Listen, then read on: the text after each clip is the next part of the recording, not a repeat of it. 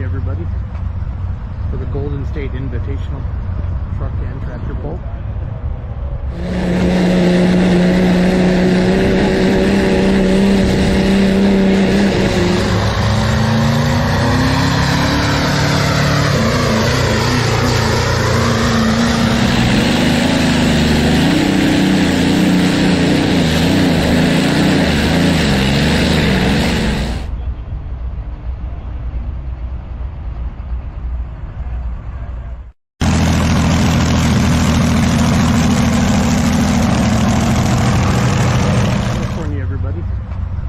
For the Golden State Invitational truck and tractor pull.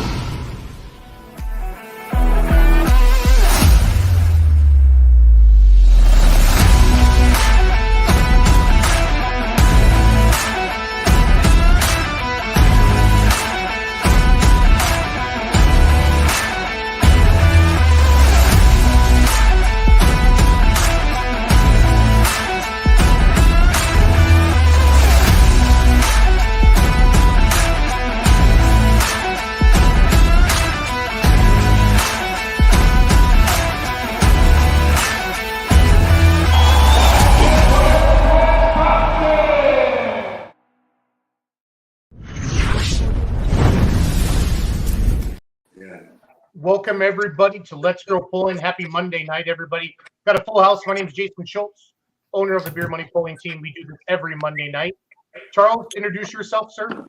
Hello, I'm back again as just a resident moron. Well, thank you. We got a whole screen of them, Charles. I don't know. Yeah, well, somebody's got to be the first one to say it, so like I'll just own it. So we're good. Charles, tell us a little bit about yourself, please. I'm a 23-year overnight success story in the sport of pulling and drag racing, and yeah, that's all you need to know. Just if you really think that you want to make something like overnight, like be like Jason, and you'll try to do it the way that I did it. You will be met with nothing but frustration and decades of failure, and then wind up being on his show anyway. Charles has his own podcast as well. We're blessed to have Charles Posh on with us. No, you're not. I checked. Yes, we are. I wouldn't send you the link. I wouldn't send you the link if I didn't want you on here. It's pretty easy, Charles. So, Brent Sullivan, I'm honored to have you on our show, and I'm just gonna before we introduce you, Full Pull rolled out their new live betting, and everybody gets $1,000 fake money to try to, and whoever does the best with their fake money runs real money. Fake money. Yep, fake money. I put all my money on your builder, on the tractor that you build and tune, Melanesio. I put all $1,000 for the win. So don't let me down, Saul. I'll do my best, man. I'll do my absolute best. Thank you for having me tonight. No, tell us who you are. Tell us. Brand Sullivan. I am Steve Melanesia's crew chief on his two modified tractors. One of them's a 7400 and one of them's a 6000. And we're looking forward to this weekend in Madera. Kind of tell us who your grandpa and your dad is, in case people are dumb. Wayne and Donnie Sullivan, they're pretty synonymous. Don't need too much of an introduction. Very fortunate to grow up with them as my two main role models in life. And if it wasn't for them, I wouldn't be able to have the opportunity to be doing what I'm doing right now. Are they going to join us this weekend? Yes, they'll be here for the show to spectate. I don't think our semi is legal in the state of California, so we're going to have to try to work around that for future events. But they will be here to watch both nights. I love it. Tim and Matt, introduce yourselves. Tell us who you are. Tell us about your tractors. Oh, shit, they're muted. Charles, did I mute them? Hold on. I didn't know. They're not muted. They're muted on their end. They got to push the button, Tim. Push the button. So, Oh, now they're muted. Definitely. Push it again. There you go. It worked earlier. Do we have him yet? Nope.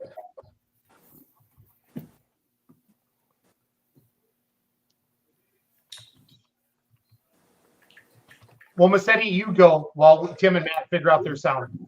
All right. I'm Brian Massetti with MLM Motorsports. We are very happy to have all these fine people joining us this weekend with our. How much did you pay, Massetti? How much did you pay all these people to come on and pretend to like you? I had to sign a non-disclosure deal. I can't tell you. They were all different. I mean, some of them cost me more than others, but yeah. How much did you pay to get Donnie Reed to sit on his Harley in his house during the interview? That's the first time we've ever had that before. You see the caliber of people we have. I mean, we have the most awesome pullers out here. We Quality. have a guy with Mine wasn't Harley enough, and so obviously it bar was and free. What's that? Mine wasn't enough, so obviously it was free. Shit, we just lost somebody. Yeah, that was Ray and Amanda Ford. You think we were taking too long to get to introductions? They're like, screw this, I'm going home. So Could have been. Anyways, I'm Brian. Looking forward to seeing everybody this weekend. it's gonna be awesome. Michael? Hey, what's going on, guys? Mike Idle from Bevier, Missouri.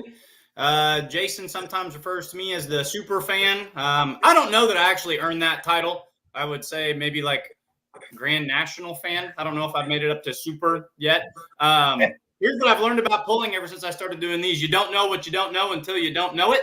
But I love being a part of what's going on. I've made enough noise and just being around in social media that I've been able to come on a lot of these podcasts. I try to just give the fans perspective. I talk about what we're talking about in the bleachers. I bring the ideas and the rumors and the things that are being discussed behind the scenes. And my opening statement, well, 2 opening statements for tonight. First of all, I spent the whole afternoon rearranging, trying to get like a really cool backdrop like all you guys have, and you still can't see any of it. So my backdrop stinks. I mean, look at Matt. Matt's in Bowling Green. Like, how'd that happen? That's really cool. An opening statement number 2. Mike.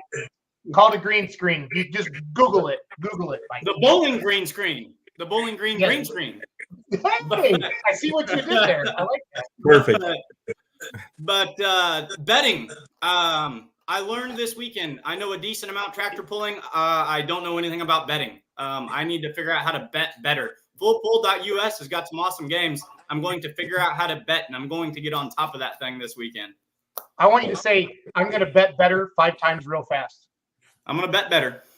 5 times. Yeah, copy paste for the next 4. Gotcha.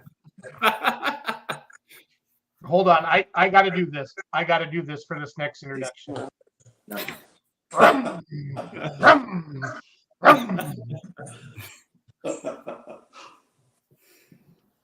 Well, this is your cue, Donnie. You're big on the screen. Now you tell us who you are and stuff like that. I'm Donnie Reed with Reed Trucking Company in Stockton, California, and RTCI Motorsports, and I'm nobody special, just the next old truck driver that fell in love with the sport of pulling probably 43 years ago and found a home in the pro modified class and is still a work in progress. Okay. And you're sitting on a motorcycle in your house. Please elaborate, Donnie, a little bit. Say that again. You're sitting on a motorcycle in your home, correct? No, I'm sitting at a bar next to my motorcycle. This is a motorcycle that I built back in the 90s, and Harley Davidsons are my second love, if you will. And by the time I got done building it, I had so many other bikes, and this thing, I spent so much money learning how to build a bike that I never really drove this thing. It only has about 800 miles on it. And I told my wife I wasn't going to use it. I was going to put it in the bar in the house, and she said, well, I'm going to allow that as long as you never start it. If you ever start it, you and it are both gone. I'm supposed to ask you about your first pulling experience date with your lovely wife. Well, I met Lori getting a haircut in 1979, and I guess I've lied to a lot of people because I told them this happened in 79, but she swears it was 1980. Whatever. We were driving around San Francisco. She was showing me the house that she grew up in, where she was born, her dad's business, and all that sort of thing.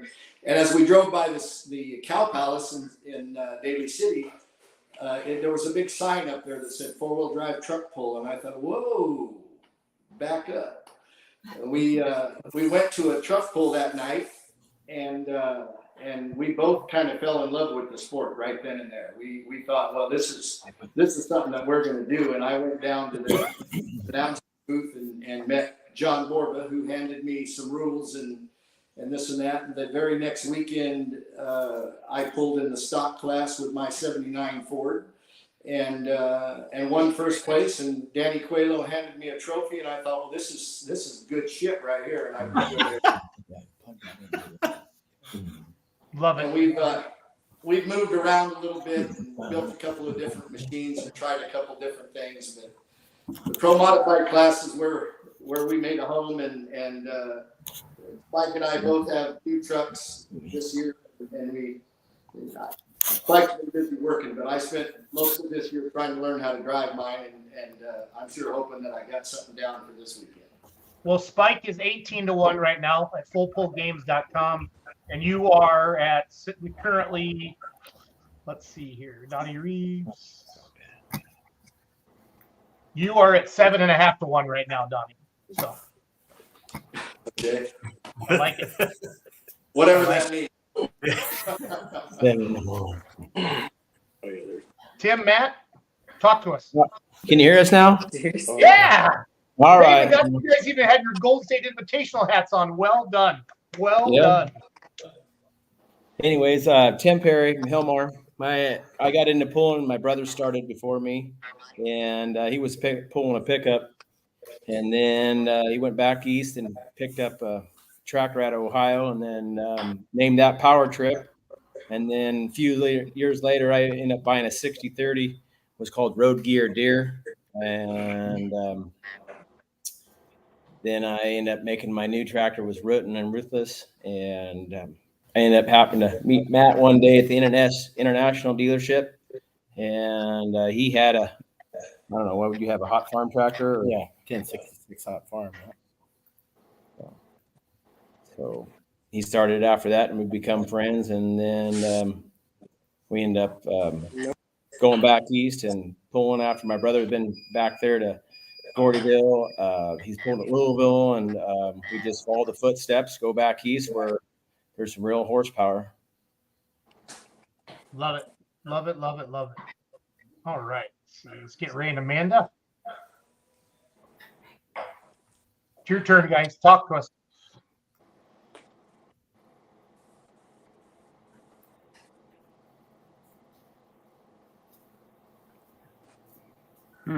And go. I drive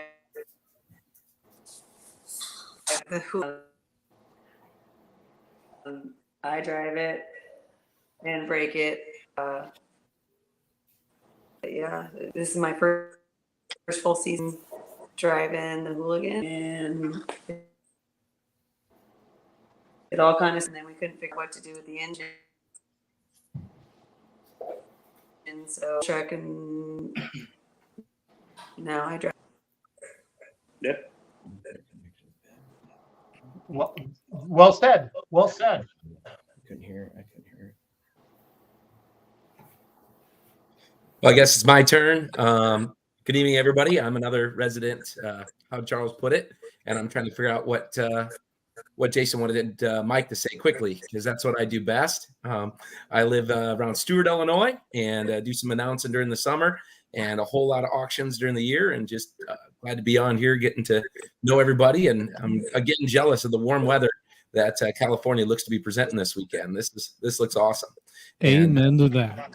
It's like, man, this Midwest and this time change, I'm thinking 2 hours behind, and California cool would be the place to be. So pretty cool. Thanks, cool. Matt. Yeah. Thanks, Matt. All right. So before we jump into all about GSI, Charles and I are part of an event called the Pullers Championship. And we tried to win the internet today. I don't know if we did or not, but we announced our classes. And I want to pull those up on there. Charles, if you could rattle those off when I put them on the screen, that'd be fantastic. Yep, happy to. As soon as you get them there, Yep, I can read, sort of. Yeah, it depends. You're from Michigan, so. Yeah, it's questionable. Right? We're bringing back, as we have, the 8500 limited pro stock tractors, 466 class, the 9500 4.1 limited pro stocks, the super farms, which we will equate as we have done in the past year, pro stock tractors, diesel super stock tractors, and stay tuned for more on that category when it comes to it.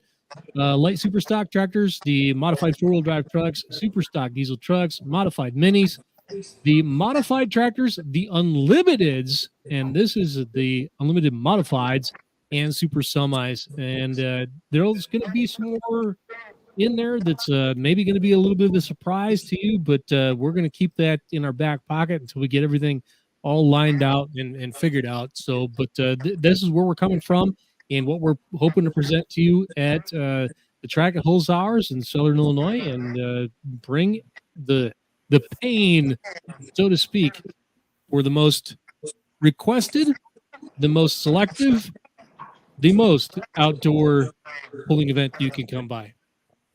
Well done. May 17th and 18th.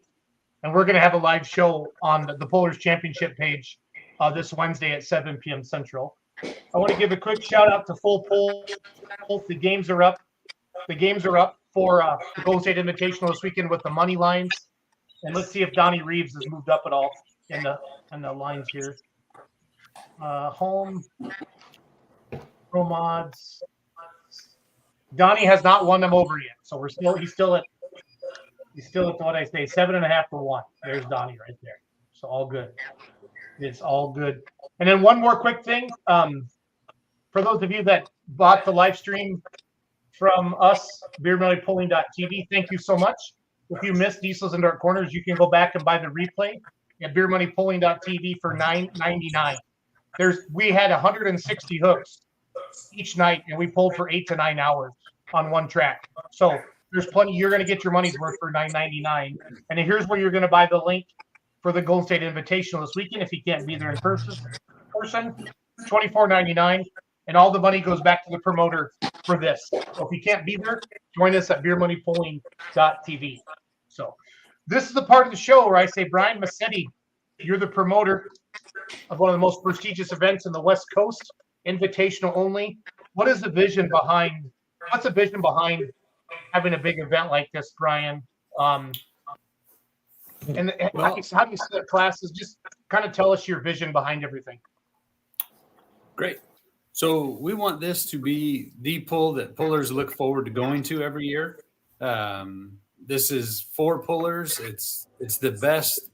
It's a good showcase of the best pulling equipment we have in the Western United States.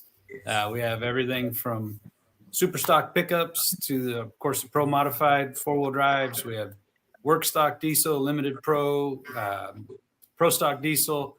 We have 2 hot farm classes. We've got the 6,000 modified, 7,400 pound modified, and 8,000 pound modified tractors. We have super farm tractors, country modified pickups, 12 classes.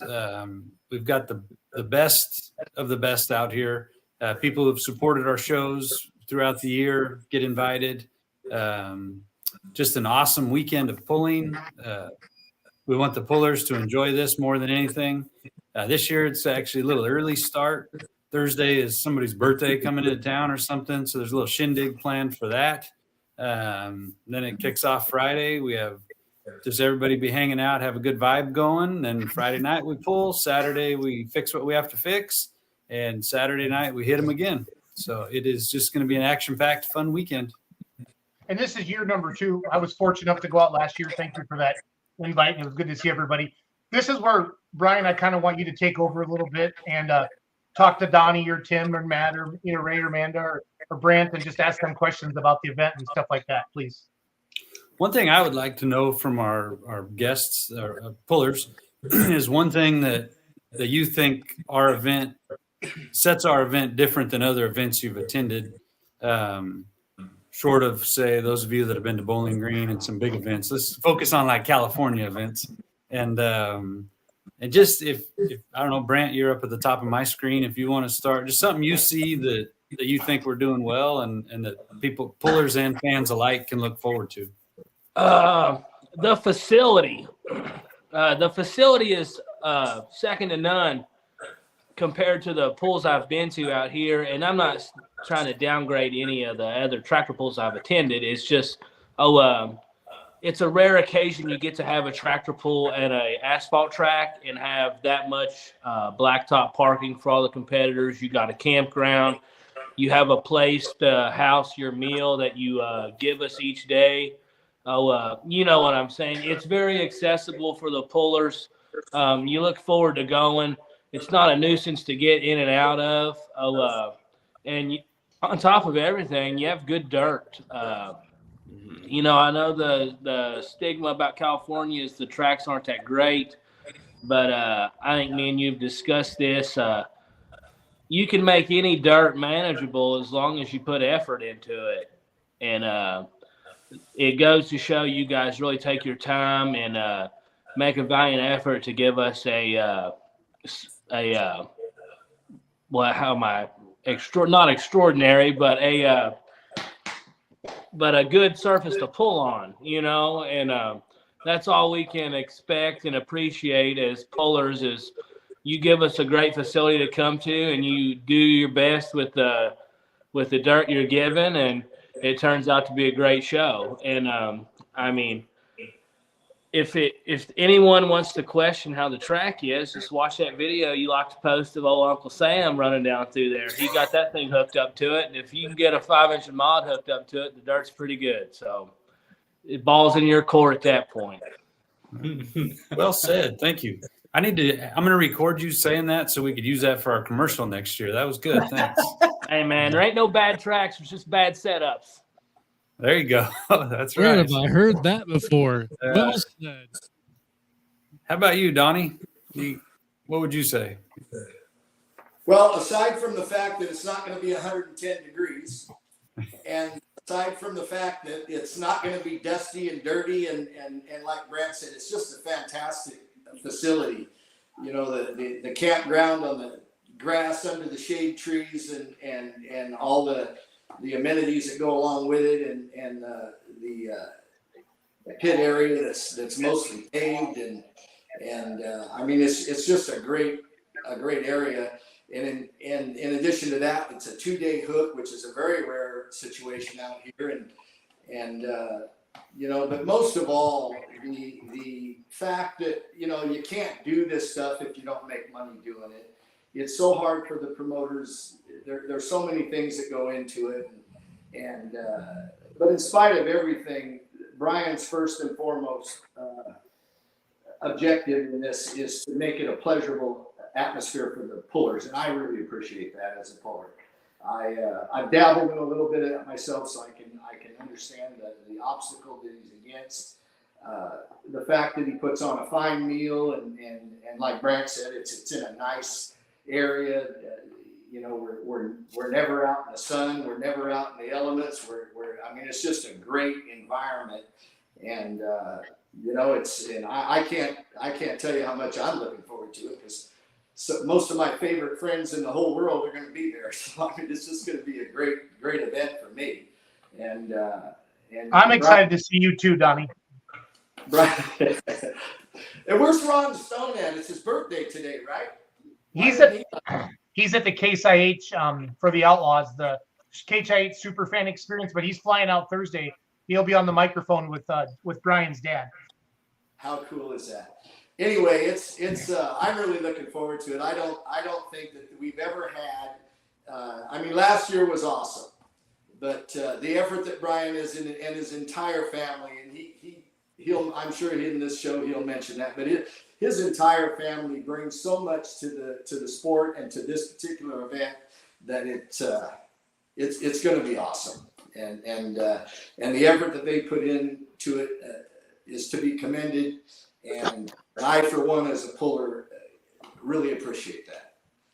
It's going to be a great awesome time. Well, thank you, Donnie. Sure. Tim and Matt, how about you guys?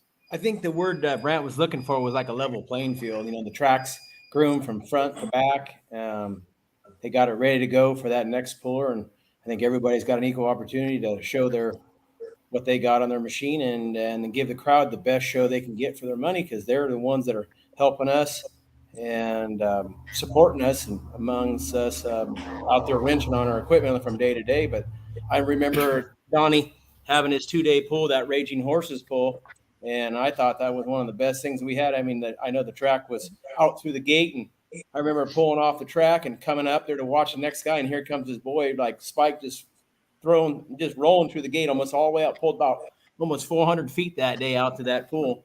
And, having a facility in a cramped area, like, I'm not saying it was bad, but, Madera's got that asphalt parking lot, and we can get in and out, and, you got hookups, and we can put our toter homes there, and we're close to home. We can go back and get stuff if we need to. And I think it was just a great idea that Brian started to get a 2-day event, and we could be able to, if we mess the set up the first day or something, we come back the second day, and if there's not too many hooks out here, we get 2-day hooks. So I really enjoy that. We got some good dirt out there, and they do their best to make it, like I said, a level playing field for all. Brian, before you go next, I want to hear from Matt Crow as well, but I want to hear from one of our panel, Mike or Matt or Charles. If I say California truck and tractor pull, what's your knee-jerk reaction as a Midwesterner? Upper Michigan.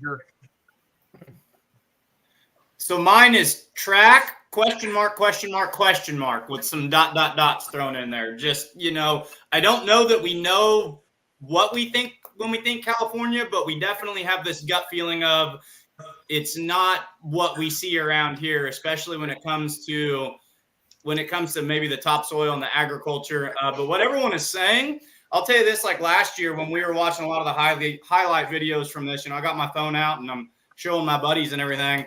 And that was the first thing out of our mouth. We didn't know what we were expecting, but the first thing they said was, good track. Don't know what we thought California dirt would look like, but that's a good track. So that seems to be a common theme here, and that's without a doubt the gut reaction I got as a fan looking at this last year. Charles, California pulling. Goes to the truck guys, and they have shown that they have a good track out there, and all respect to what they're doing out there. I'm excited about it, and I think they deserve to have a light shine on them like we're doing. You guys got something going out there, and it's really, really, really cool. And you sucked Brant Sullivan out there to be a part of it and build some stuff. So that tells me everything I need to know. Well, we're just the beneficiary of Brant coming out here. I think we have to thank Jesselyn for Brant being here. Well, come on. It just benefits the rest of us. That's all. Yeah, you're good looking, Brian, but you ain't that good looking. I feel the same about you, buddy. Thanks. John Boer's watching from Modesto tonight. Let us know where you're watching from tonight. This is fun. And then John Steelman says, wait till this year. Dirt has big potential. Matt Hart, before I go to Matt Crow. Matt Hart, I say you're in Illinois. You're from Illinois. I say California truck and tractor pull. What's the first thing that you think of?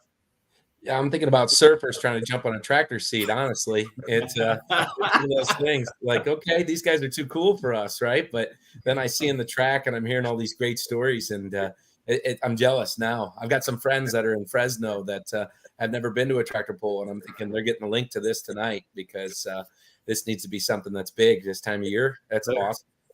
Fresno's less than 30 minutes away. Perfect. That's where I'm flying into. Yep. Perfect. Next year, maybe then I can find myself out there and see it for myself. That'd be awesome. For sure. But before we jump to Matt Crow, you guys talked about trying to put a Everybody level keeps playing. saying Matt Crow's like, when do I get to talk? I mean, We will. Matt Crow get to talk. We're building you up, Matt. But as far as the track and the effort, 4 truckloads of equipment showed up today. And I know we're getting more from Donnie, and there's more coming tomorrow. Tomorrow we're starting to work the dirt and get moisture in it, and so we are putting the effort in. We're going to do everything we can to make this the best for each and every puller. We're trying to promote this event. We're putting on pulls all summer, but we're pullers. I mean, the only reason we put on events is because we want to have good events to go to. Our family competes on several different levels, and we just want it to be good for everybody. And I want it to continue for my kids and their buddies, and that's it. So it means a lot when everybody says, "Hey, we could tell that the effort was put in." So thank you for noticing that. Donnie Reed has moved up. He's had money bet on him since we've been on the show. He's now 7.3 to 1. But Doug Bradshaw's still the favorite at 5 to 1. So how's Brant doing in this deal? Brant's still kicking everybody's ass? That isn't fair because Doug just has more friends than me. That's not right. It just means people are going to lose their money. The idea that Californians don't know dirt is a very that's a fallacy, right? Because you guys are responsible for the most diverse range of crops that there exists, and you guys can grow freaking anything in the San Joaquin Valley. Like, you guys can figure it out, and if you can figure out all that stuff, you can figure out a pulling track. I'm pretty confident of that. True. Hey, Matt Crow, are you related to this Scott Crow guy that's commenting on the show? I'm not sure. It's a possibility. The last name is spelled the same way, and my family was originally from Missouri, so I'm a 7th generation farming out here in California. So, are you being a smartass right now, or are you seriously being serious? I'm dead serious. Yeah. Okay. Why do you think it's called Crow's Landing? Yeah, I mean, I'm from Crow's Landing, so my family found Crow's Landing in the 1800s. They came out this way, so. He's from Paris, Missouri, and he's got a picture of your tractor on his profile photo. Yes, sir. Yep. Scott does a hell of a job. He does all of our engine building and set up all of our stuff. So we're definitely greatly appreciated of Crow Performance. Yep, awesome.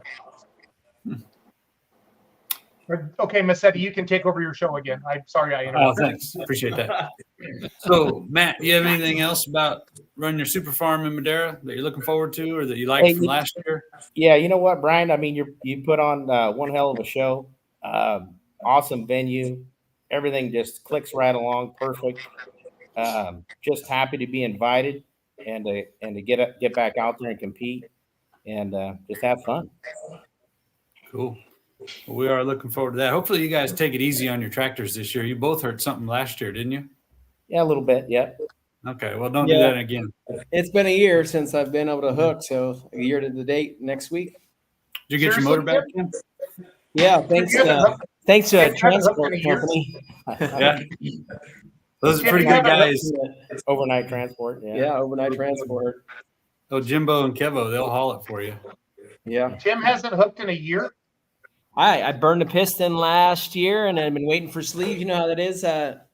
When you burn something, you try to get parts, and then they all show up at one time, and then it's like too late. So Scott finally got it done, and it's been waiting for a ride. And I think Brian's got done about the same time, so it ended up working out where we got a hitched a ride, and she's home. So ours got done Saturday night at about midnight. So and then it came home. Oh, yeah, yours is leased together. Mine's still not together. True. So cool. All right. Up top there, Ray and Amanda. Amanda is our defending work stock Golden State Invitational champion. So, Amanda, what are you looking forward to this weekend?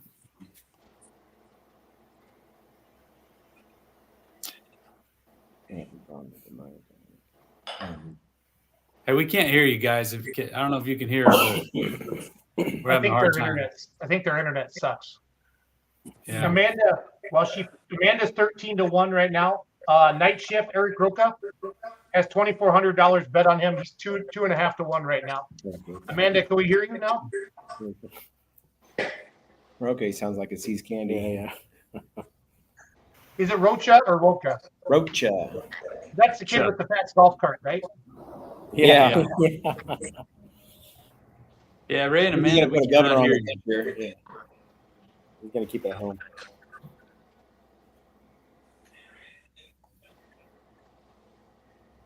Are they on their phone or on a computer? I wonder. Don't know. There you want to text them. Here's the full pull games for the work stock. Eric's 2.5 to 1 right now.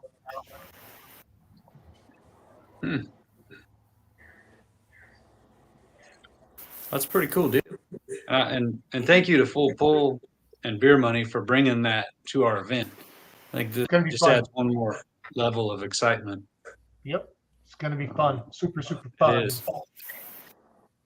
It is. So well, hopefully Ray and Amanda can get voice. One thing we do have again for this year, well, we have, I think everybody knows, but Friday night and Saturday night are independent events. So there's a winners and there's purse and everything for both nights. And then Saturday night we'll crown a class champion, of course. And then we have these pretty sweet rings for this year. We did them last year also. We got American flag. Then we got California, so we can remind everybody where we are. So we're looking forward to that. We got these pretty awesome acrylic trophies again. 6,000 pound modified tractor class. I don't know who I'm betting on that class, but anyways, that'll be a tough class. I know who. Yeah. I put my money. You're in love with Brant. I know, Jason. You're in love with Brant. But I just like selling Melanegio. I like selling The stallion. stallion. No, that's the devil. 6,000's the devil. Well, Right? Trevor's in talking a little shit. This is what I want. This is good for the numbers. Shit, Trevor. I think we're gonna see a little stallion get rid of. Oh man. Damn. We haven't even started that thing in California, Trev. So I just anyway, think it's cool that you put 2 diesel motors on it. I think that's so exciting. yeah, them little Duramaxes, they look pretty good. We have each day, as people mentioned, we're gonna have a puller meal. It'll be 3:30 in the afternoon. Kind of an odd time for a meal, but if the pull starts at 6, it's tough to have dinner. So we're gonna have 3:30 meal. We've got Furman Campos family catering on Friday. We're gonna do smoked tri-tips, rice. He's got a whole menu planned for us. It'll be great. Well, I'm flying out now. You Hey, sold Jason, me. you still on a diet from last year? So Nah. I Nope. did really good until about a month ago, and then I'm gonna wait to restart back. Nick Jackson called me today and told me about his breakfast burritos. So I'm gonna start my diet when I get back. So Okay, good. I plan on drinking heavily and eating like really bad this weekend. That's a solid plan. Well, it's gonna be fun. No, it's not. Yeah. It's not a solid plan. It's a liquid plan. Oh, yeah, there you go. You're right. Saturday we are having golf tacos. carts, right, Jason? Yeah, we're gonna once Brian goes to bed, we'll get the golf carts out again. So No. Golf carts and side by sides are going to get turned off 1 hour after the show. Good call. We don't have. Call. Check this out. Madera is a cool place and all. We don't have a hospital here anymore. The nearest emergency room is a minimum of a 30-minute drive. So we need to make good choices. We need to turn the golf carts and all that shit off an hour after the show. Do And we'll that. just walk. We'll walk wherever we need to go. No Tesla racing. No Peterbilts around the track. Turn them off 30 minutes before the end of the show. That's a better idea. What did you want to do, Donnie? No 18-wheeler racing. I was fixing to drop the hauler trailer. Go play with I don't know Kevin. what. I hope All right. Kevin's not watching right now. here's the deal. And we can always Okay. have a Bowling Green parade, right, Jason? Where we can have it, we do what they do, right? Yes, we could. Sullivan knows all about that. So. I didn't venture out in the campground very much. I was a well-behaved kid. Yeah, whatever. Yeah, sure. Yeah. Yeah, and Jesslyn likes you because you're smart too. I get Uh-huh. That's right. it. You asked my dad. Donnie had a tight leash on me. Yeah, because he knows what happens in that campground. So. All right, so Charles and Matt and Mike don't know the story. Massetti, please, all the statute limitations have wore off. So please tell us what the country music star and your brother, and tell us. It's really a good story, Brian. We're not going to let it happen. It is a good story. So we're so Saturday night we have got to clear the pits out because there's a big ass swap meet that comes into the pits on Sunday mornings. So everybody's loading up, moving to the front side of the grandstands. There's plenty of room to park. We just have to clear the pits. So I was going to leave the sled in the infield and come back for it Monday. And the Cal Poly students said, no, let's get it loaded up. We'll help you get it out of here. Okay. So we're hooking the sled up, dusting it off, whatever. And then my Peterbilt was in the infield. We had to hook it up to the trailer to get some other equipment out. And it fires up and it pulls onto the track and it starts going around the track. And I thought, oh my God, I know my brother's involved. And I thought another friend of ours was involved. So, okay, lap 1, lap 2. By about lap 7 or 8, I said, this is getting out of hand. And I mean, they're grabbing cars and making some laps. And so then they stopped, they pulled in, and I think they were going to turn around and go the other way. Maybe they were dizzy. They had to unwind or something. But so I hollered at them and I said, hey, we need that truck. And I don't need it wadded up in the wall of the racetrack. So I'm starting to get a little upset, and I walk over, and it was Heath Sanders, the country music guy that we had doing a concert. Well, he and my brother started hanging out after the concert was over, and then I don't know, I'm sure it was Kevin's idea, but they went and got in the truck, and Kevin taught him how to drive. He'd never driven a truck like that, so Kevin taught him how to drive right there on the Madera Speedway.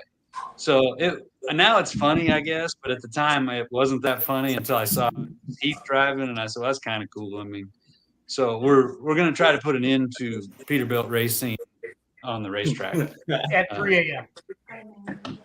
I think they're in. Hey, Ray and Amanda, you're back. You might want to keep an eye on Kevin. He's well rested. I heard Jim drove him all the way. I didn't hear that part of the story. so Ray and Amanda, you back? Can we hear? Yeah, you hear us now? Oh my gosh. Well, Kmart internet isn't doing too well. The Kmart internet. We literally just got new internet installed this week too. Oh well, they need to upgrade it for you. This is Ray and Amanda Ford in our work class. So I'll let you guys take it from there. I don't know. What are you looking forward to?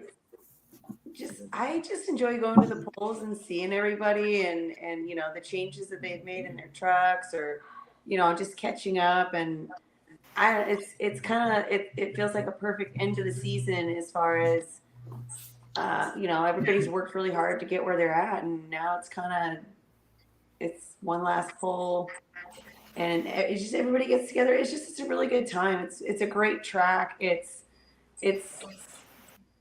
strictly just a pull. It's not a county fair with a pull attached. It's a pulling event, and it's what we look forward to all year. Well said. So Amanda, right now you're 13-1, and you won it last year, right? Yeah. Well, I mean, yeah. Right now, Eric Rocha is 2.5-1, and Wade Bradshaw's 4-1. So this is where you say, people, get your fake money out and go to fullpullgames.com and start betting on me. Bet on the girl. Say it, Amanda. Give them. Talk a little shit. I mean, the underdog truck. It is kind of an underpowered little truck, and I have thoroughly tested that powertrain this season, so I think that part's solid. We'll see what's going to happen. I'm excited. Yeah. We know she don't let out. She doesn't. Anybody who's followed us all year, watched any videos, you know she don't let out. Even if something breaks, the truck has a chance to move forward, she's wide open still. Well, For sure. let her go. Yeah. If she goes, she goes. If she blows, she blows. Hey, as long as it's on the track. Send her rod to God. John Bohr says dodge to the front. Ian says she handles business as I am a witness. Oh, Ian's a rapper. Chicka chicka wow wow. And Brad Griffin says crank it up, Amanda. Crank it up. Next year will be better. Yep. I'm surprised Brad Griffin has time to watch this. No kidding. He's been busy. Has he got his stuff back together? I think they're about ready to. It's all in one piece. Yeah. Yeah. I think they're they're ready almost to fire it, or maybe they did today. I like it. Charles, ask one person on the panel, not Matt or Mike. Ask one of the Californians or the West Coasters a question. First thing, then Mike and Matt, you get ready too. What is the most oddball combination and modified that you guys have out there?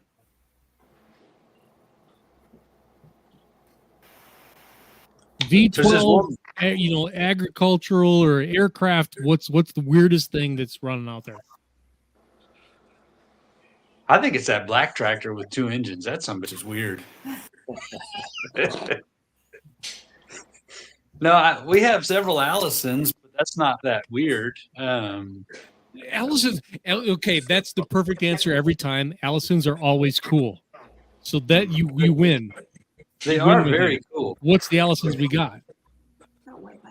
What are they? Yeah, what are they? Like Allisons are always cool. Are they? They stair stepped. Are they side by side? Are they hogs blown? Single engine. What do we got? They're singled. They're singled. All of them single. Yeah, they're all singles, but one of them is twin turboed. That one's pretty wicked. Well, that's never bad. So you win with that one with me. I think it's going to be Brian's new tractor with those Allison turboed, right, Brian? Yes, we're going to see him up. Cool. Nobody's ever seen that. So with the twin Allison, the Allison that's twin turboed, what's the setup on it? Is it Hillborn injected, and then what chargers are you running, or what do we got there? I don't know enough about it to. Oh, come on! I don't know. It used to run, and then Garrett Forbes bought it a few years ago. They had to rebuild it. He's only made a couple passes, but he will be here with it this weekend. That's Alan Roach, I guess. John Bohr says Skunk Works. Yeah, you guys, keep it down low. On the down low. Well, there is a tractor called Skunk Works that's a turboed V8. I guess that one is a Pontiac, I think. He don't have a steering wheel. He just uses the button to drive it, right, Brian? No, he had a dial. I think he had a dial. No, he used to. But I think they I don't know who didn't like it, but they put a kibosh on that, and he's got a steering wheel now. That was tried before. So that's sweet. Dale Filkins is kind of a mad scientist, so he just makes cool shit for his tractor. I like that. I actually want to hear more about it, even if it was disallowed. Like, we can do that for a future show. I think that'd be really cool to hear about what he was doing there. We can get him on there. Trevor says Hillborn injected on methanol. Okay. Yeah. Charles knows what that means. Alan's tractor. Alan Roach. Yep. Like, kind of maybe happened to have between myself and Andrew bought a tractor that is Hillborn injected on methanol. Nice. Still need to finish that thing. Start a GoFundMe page, Charles. So. Yeah, we've got it covered. It's just there's other things. Anyway. Got it. Matt, ask a question to the West Coasters. Yeah, you bet. Amanda, we finally can hear you. Wanted to ask about that work stock class. What for those that are spectating back home? What's that equate to? What's your turbo size? Maybe it's a standard thing, but I'm kind of the guy sitting in the stands eating popcorn. What am I looking at there? I'm going to turn this over to Ray because he built the truck. It's so the work stock truck is an old engine from a truck I drove every day, 300,000+. It's nothing special. It's still a VP44 powered pickup. It runs an S369 charger and some 616 injectors on a custom standalone wiring harness with the Quadzilla. Well, there's nothing fancy. I think what the question, what does that equate to out in the Midwest? Is it like that is some old school shit? We're getting our ass kicked in the Midwest. Well, yeah. What's the weight limit in that class? What's what? The weight limit. 8,000 pounds. Okay. So it's but they're limited to an S300 turbo. Yes. You can't you have to run a stock drivetrain, right? That came in a 1-ton or smaller pickup. Is that true? Yeah. So originally, when we had the idea, pulled that engine out of my truck, which was supposed to be a 3.0 truck, because I was going to build a bigger one. I had it laying around, no one wanted to buy it, and she kind of had the idea because she finally got like kind of into the sport, was interested. So I read the rules and I talked to my sponsor, who is a wrecking yard, and said, "Hey, I need a dually 3500 Dodge. This is what I want to put together." And so they got me a truck, plopped the engine down, and set it up. So it's just typical 8,000-pound 3500 truck with an engine, and it seems to work and makes her happy. But as far as I think, Matt, as far as the whole class, that's where you were going. Like, what does the class consist of? It's a S300 turbo. They can handle weight, 8,000 pounds. Drivetrain that came in a 1-ton or smaller pickup, so no drop boxes, none of that. I think it's supposed to have interiors and all, like, all that stuff. You can't run a hood stack. It's in between a stock diesel pickup and a limited pro, basically. So Yeah, street Are you legal. guys, are you guys smart enough to say that it's going to be an S300 frame, or do you actually put like a bore size and go like super stupid like we do here frame. in the Midwest? No, because we don't want to take it that far. Hey, our tech We don't crew's have- up to date now. We got to check out those size. You know, you got to have a little plug and all that good stuff. Every time we go to a pool, they got to be checking us. So, tech crew will be on top of it. Gotcha. Cool. How about you, Mike? You got anything for the panel? Yeah, so something that piqued my interest. So, I'm from Missouri, and probably the most prestigious academic institution we have is just the University of Missouri. And here's how academically inclined we are. We respelled our own name to Mizzou. Jason, did you seriously not know that we went by Mizzou? I heard you this weekend down in Georgia that didn't know what Mizzou was. I was trying to be funny because what I like about going to California, everybody speaks the same kind of English I do. So like I can talk as fast as I normally do. But there's a certain line in the United States. Once I go past it, I have to talk a little bit slower. Well, we flirt with that line, I'm sure. So here's what I want to know. Cal Poly, what's their affiliation? How did they get involved? What did they build? Are they competitive? What's the connection there? Because that's neat. Yeah. Man, that could be a whole show right there. But we've had the whole show on that before. I was going to say we did, but briefly, probably 20 years ago. Cal Poly, they ran some of the first sleds out here. Mark Zons, who still competes in our 6,000-pound class this weekend, he's built a tractor a long time ago. So the school owns 2 tractors now. They have the Mustang Legacy in our 6,000 and the Poly Thunder, which is a twin Chevrolet, in the 7,400. The program is run by students. Our son Trevor has actually been president last year and this year of the team. The kids work on the tractors. They maintain them. They transport them. They do have 2 advisors from the school, but they just all summer the tractors lived at our shop, and Trevor took care of them, and we transported them to the event. It is a neat program, getting these kids involved, and several have gone on to build their own vehicle and stay in the sport. You asked if they're competitive. They are. They're not.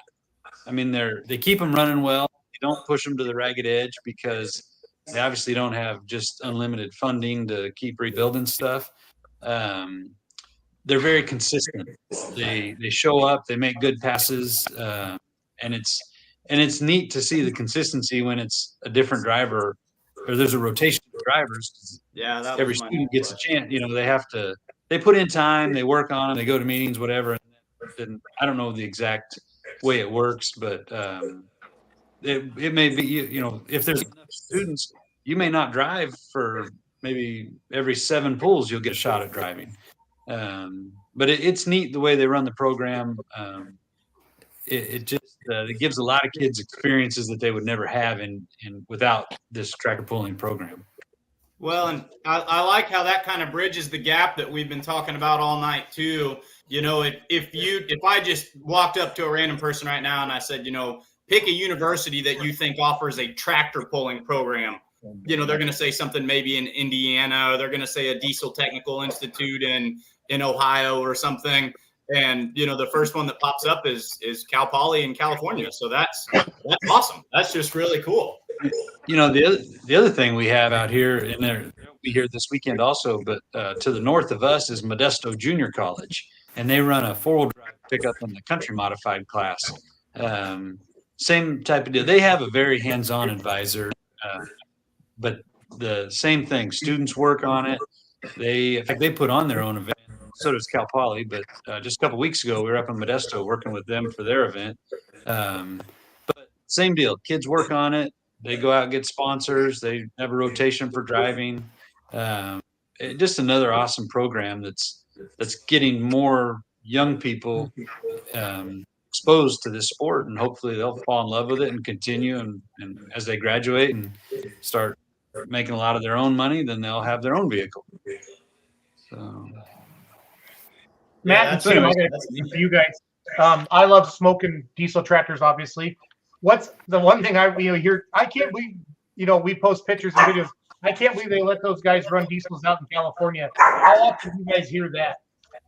Yeah, me neither. I mean, we're obviously very lucky so far that we're able to pull diesels out here.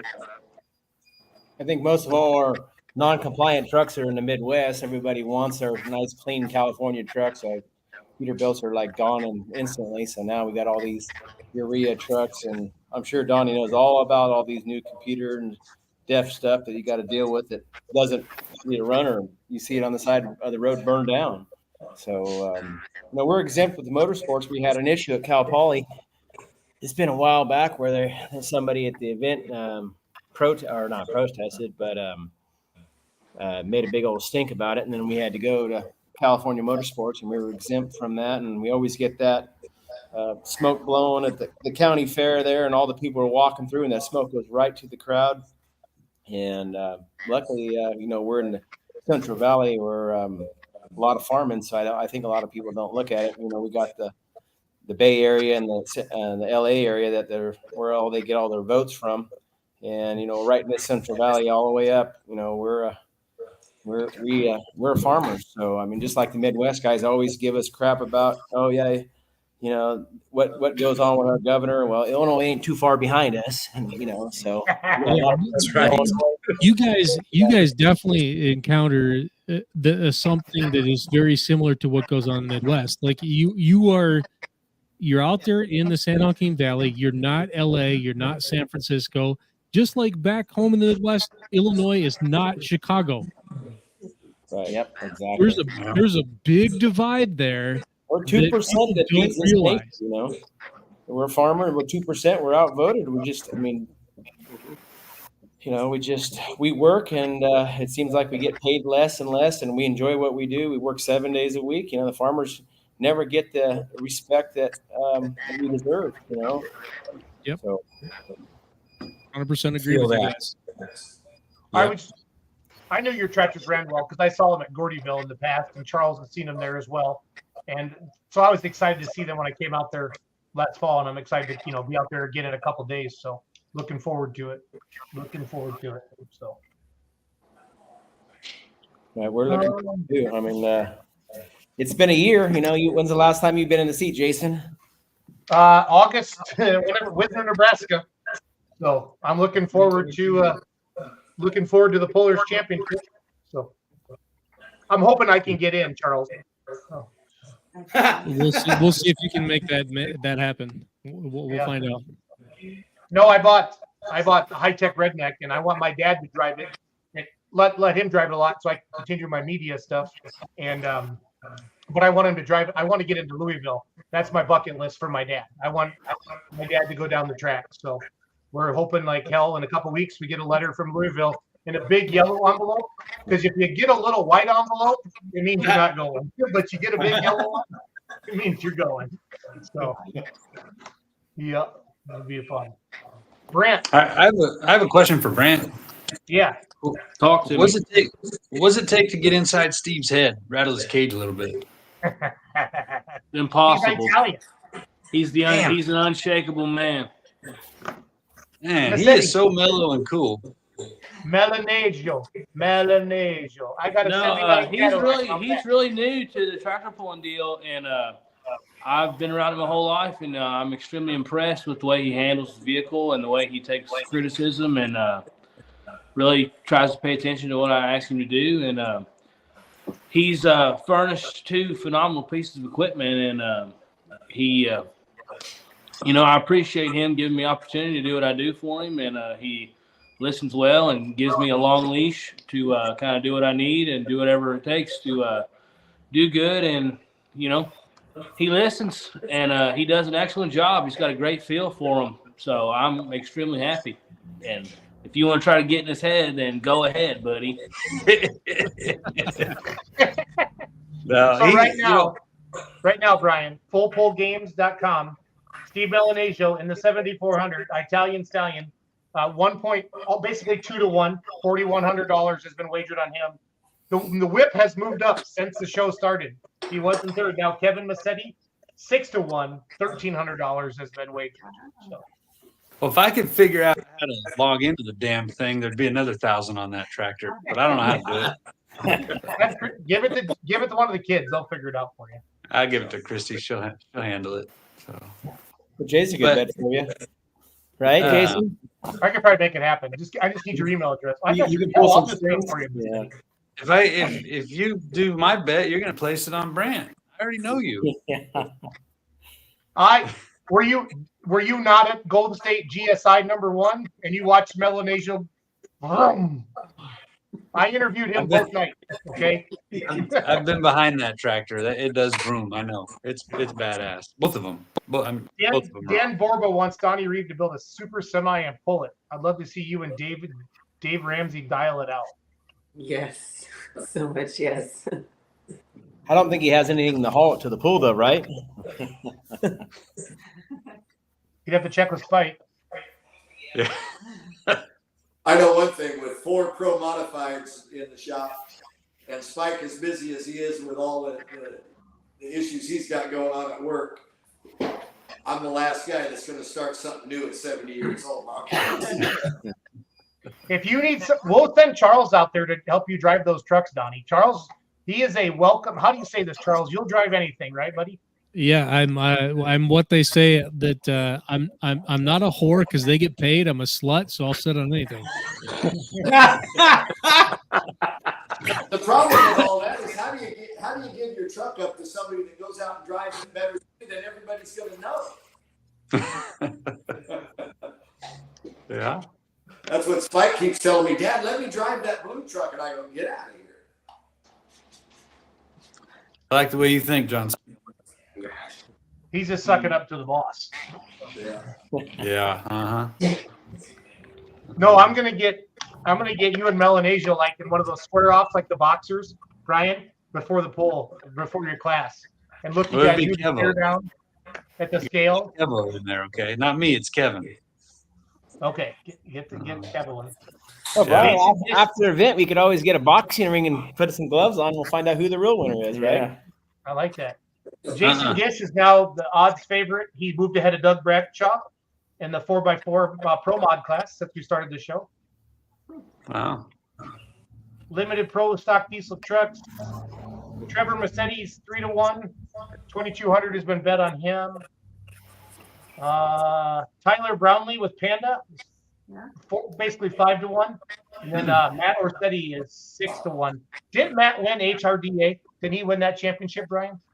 He did. He won the NHRDA. Yeah.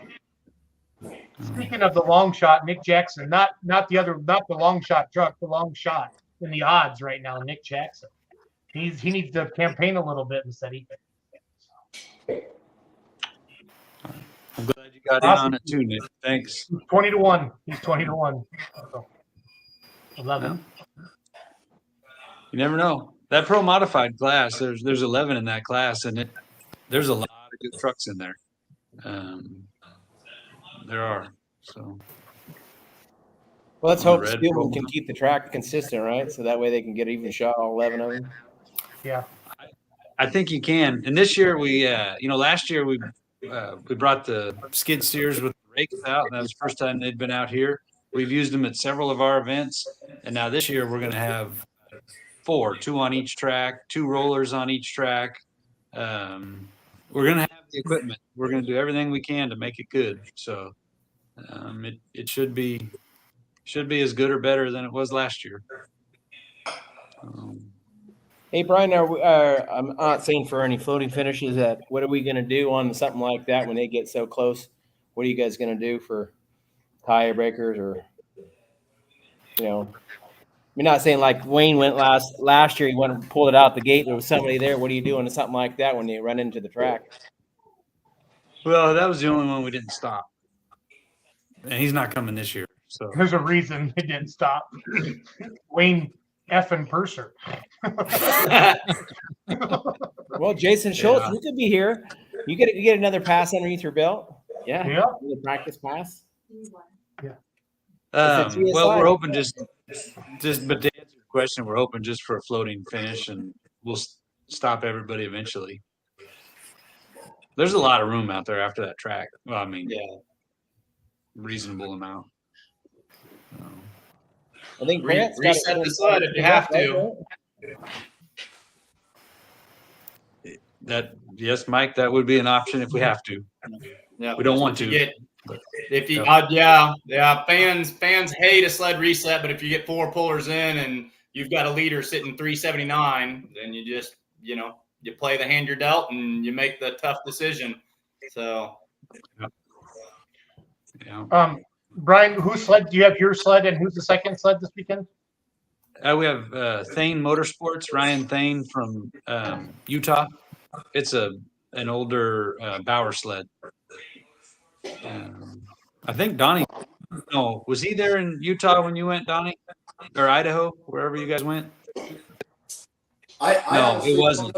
Sled that was. It wasn't the one. Yeah, it was. It's not that sled. I remember now, but I think Ryan took his to Sublimity this year. He's had it for a couple of years, so we're looking forward to him coming out. I say it was a good sled, but that might be because I won that poll. Yeah, I was gonna say. Those are always your favorite sled. Owen Murphy says you guys better have your hitches set correctly because the pro hitch checker in the house. Owen is Owen's Trevor's roommate, and he helped us last year, and he was checking everybody's hitches and taking care of a lot of stuff for us. So looking forward to having Owen back. 3-1. Jason Gish is checking in. All the money's going towards the money line's going towards Gish and Double Ugly out of Oregon. That's a badass truck right there. Yes, it is. Donnie, you want to stir him up a little bit? Talk a little smack? No, I don't. Okay. That's what I want. That's an awesome family and an awesome truck, and I've watched that truck pull for 40 years, and it's a good story behind it. It's a beautiful piece of equipment and a bunch of wonderful people. Well said. Well said. As soon as he puts his helmet on, he's cussing that thing. Yeah. And I would like to add that I beat him in Idaho.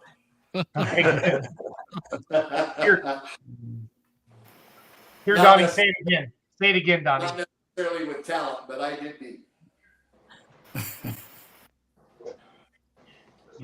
Tony Souza, is that right? Am I saying that right? Yes. He says, "What's up, Primos? Good luck. Wish we could be there." So, is that the Souza with the truck show that you did, Brian, a couple weeks ago? No. He had his tractor there, but Tony runs with Tim and Matt in Super Farms. Okay. But they've got some family vacation or something that they're going to be gone this weekend.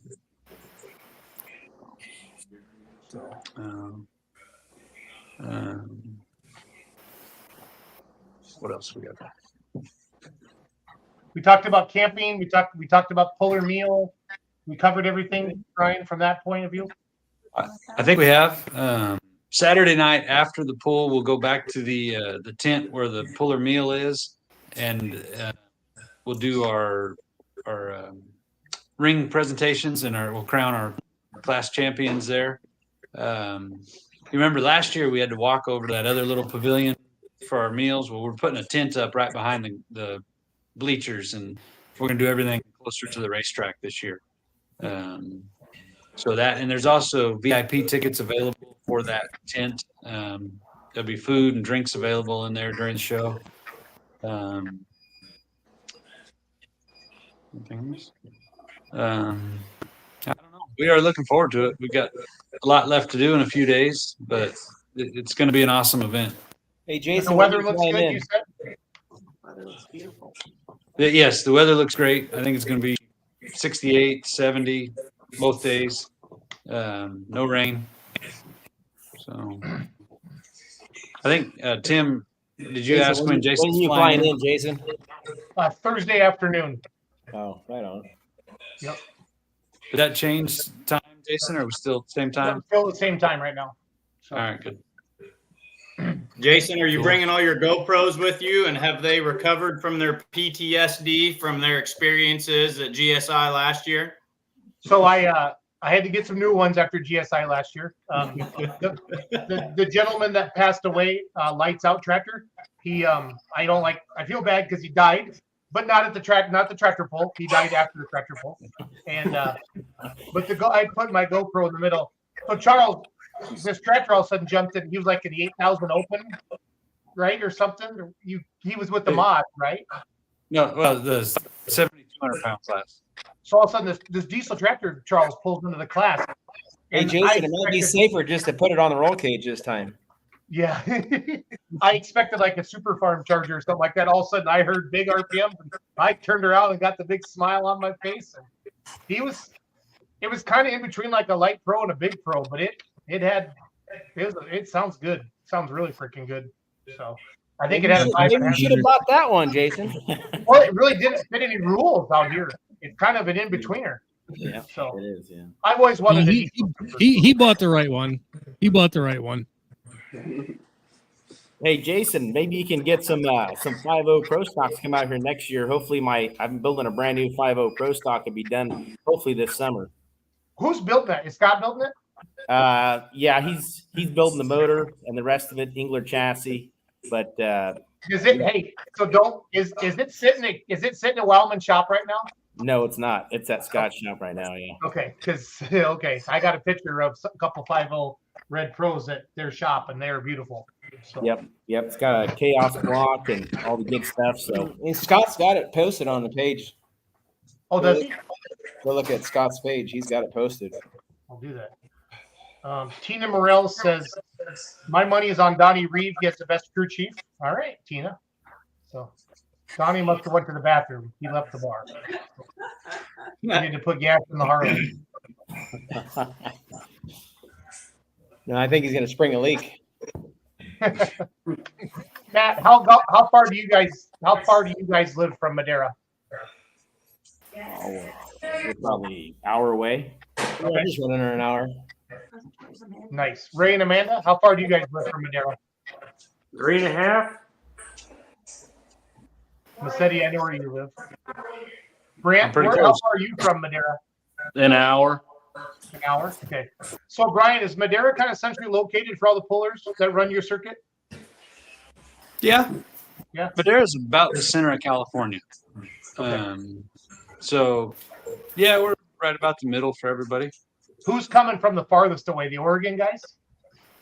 No, Courtney Neffenegger from Utah. Oh, okay. And that's where the second sled's coming from, right? Right. I don't know if they're traveling together or not, but they're near each other. That'll be our high mileage. Well, I guess you're a high mileage guy, but they're coming from good ways. Good deal. Well, let's wrap up our California side of it. Brian, I want everybody to go around the room. Ask everybody one more plug, Brian, and then I'll let you guys go, and then we'll wrap it up on our end. Well, Ray and Amanda, are you guys tuning it up, doing anything different for this weekend, or are we just going to run the tried and true setup?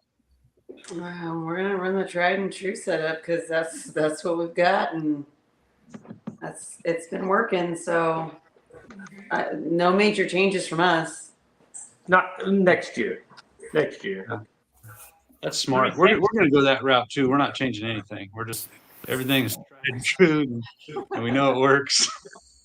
Yeah, that's crock shit. Matt and Tim, I know you guys got some work to do the next few days. You have it got a good timeline going this week?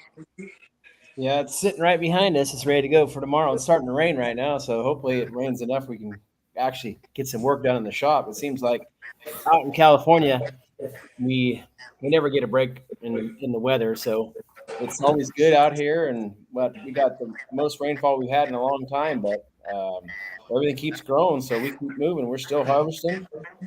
We got pruning to do. We got lots of stuff to do, and we're hoping we get to go back and pull this winter.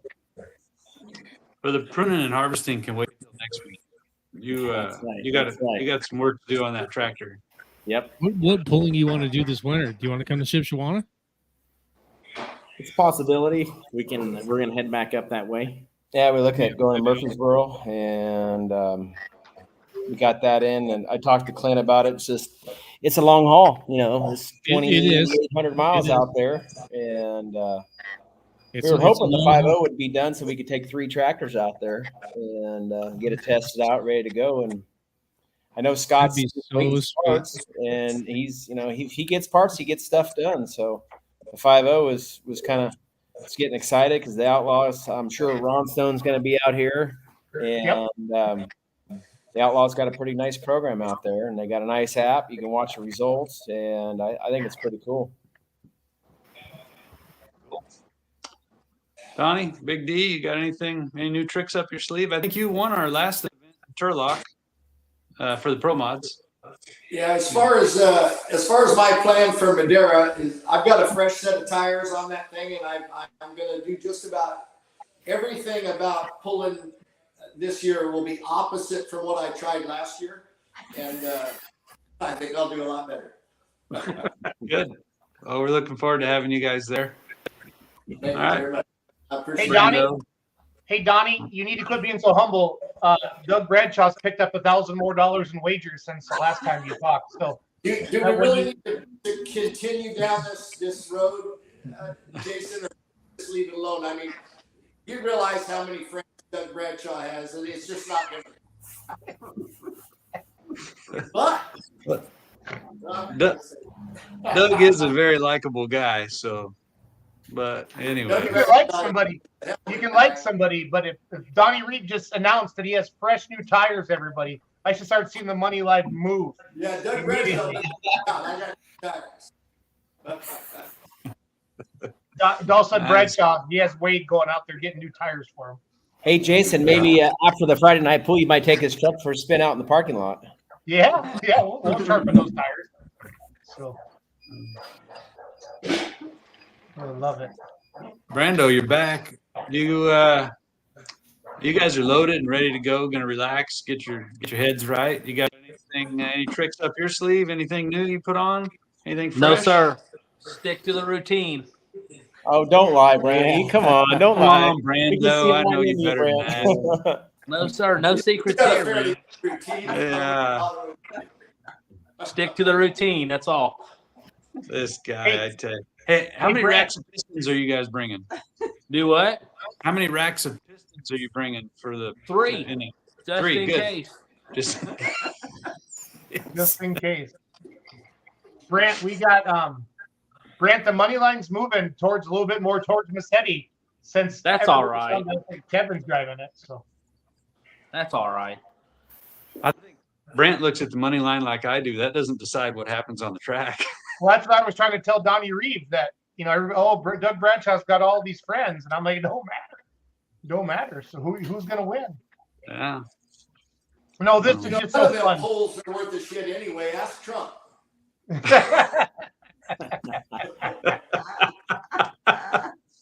That's pretty good. I like that, Donnie. I like that. Just be standing down there around 300 feet. You'll find out what's going to go down. That's right. Love Why are it. you going to stop at 300, Donnie? We got more dirt than that. Make sure you see the tail lights that way. Oh, okay. Ah. Cool. Well, I really want to thank all of you for taking your time out to join us tonight, and thank everybody for watching. Don't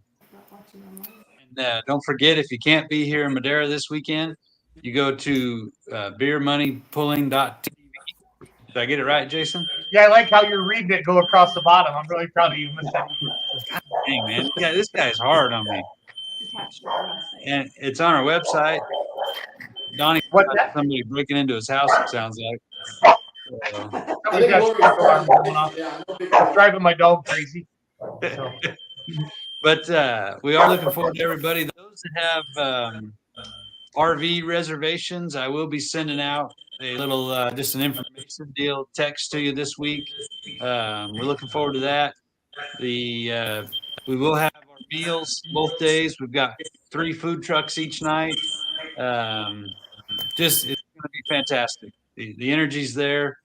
We just appreciate everybody helping us on social media, sharing it, like, share, comment, do all that stuff Jason tells us to do.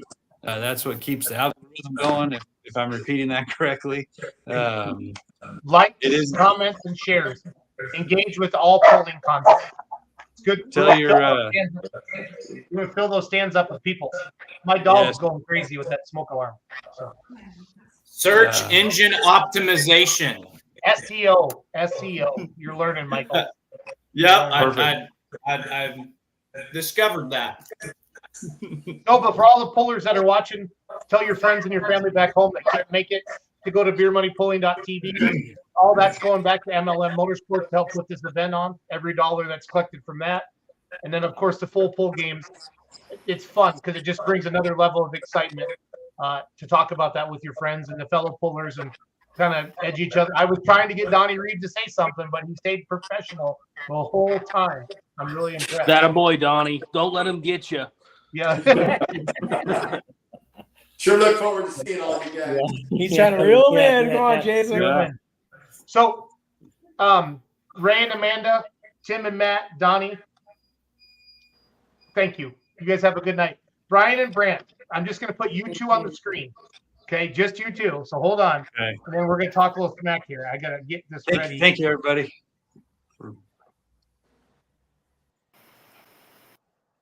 Hold on. I got to get rid of. Wow. It's just us, Brandon. What's happening? This is where you shit talk a little bit instead of you pump them up a little bit. Come on, help me out. Get it up. I can't because I don't like shit talking and then get our asses handed to us. So I have nothing to say. Best of luck to you, Brian. I hope it all goes well. You guys are boring. I hope it does. I'm gonna bring everybody back on. You guys are boring. I wanted to throw more bait out there. Well, but the problem is neither one of us are going to be in the seat. Well, it should be who's buying whose drinks. Who's buying whose drinks after the pool, right? Yeah. There you go, Tim. Driving's overrated. I retired. Yeah. You would jump back in that thing. I don't know. I like what I'm doing, man. It's good.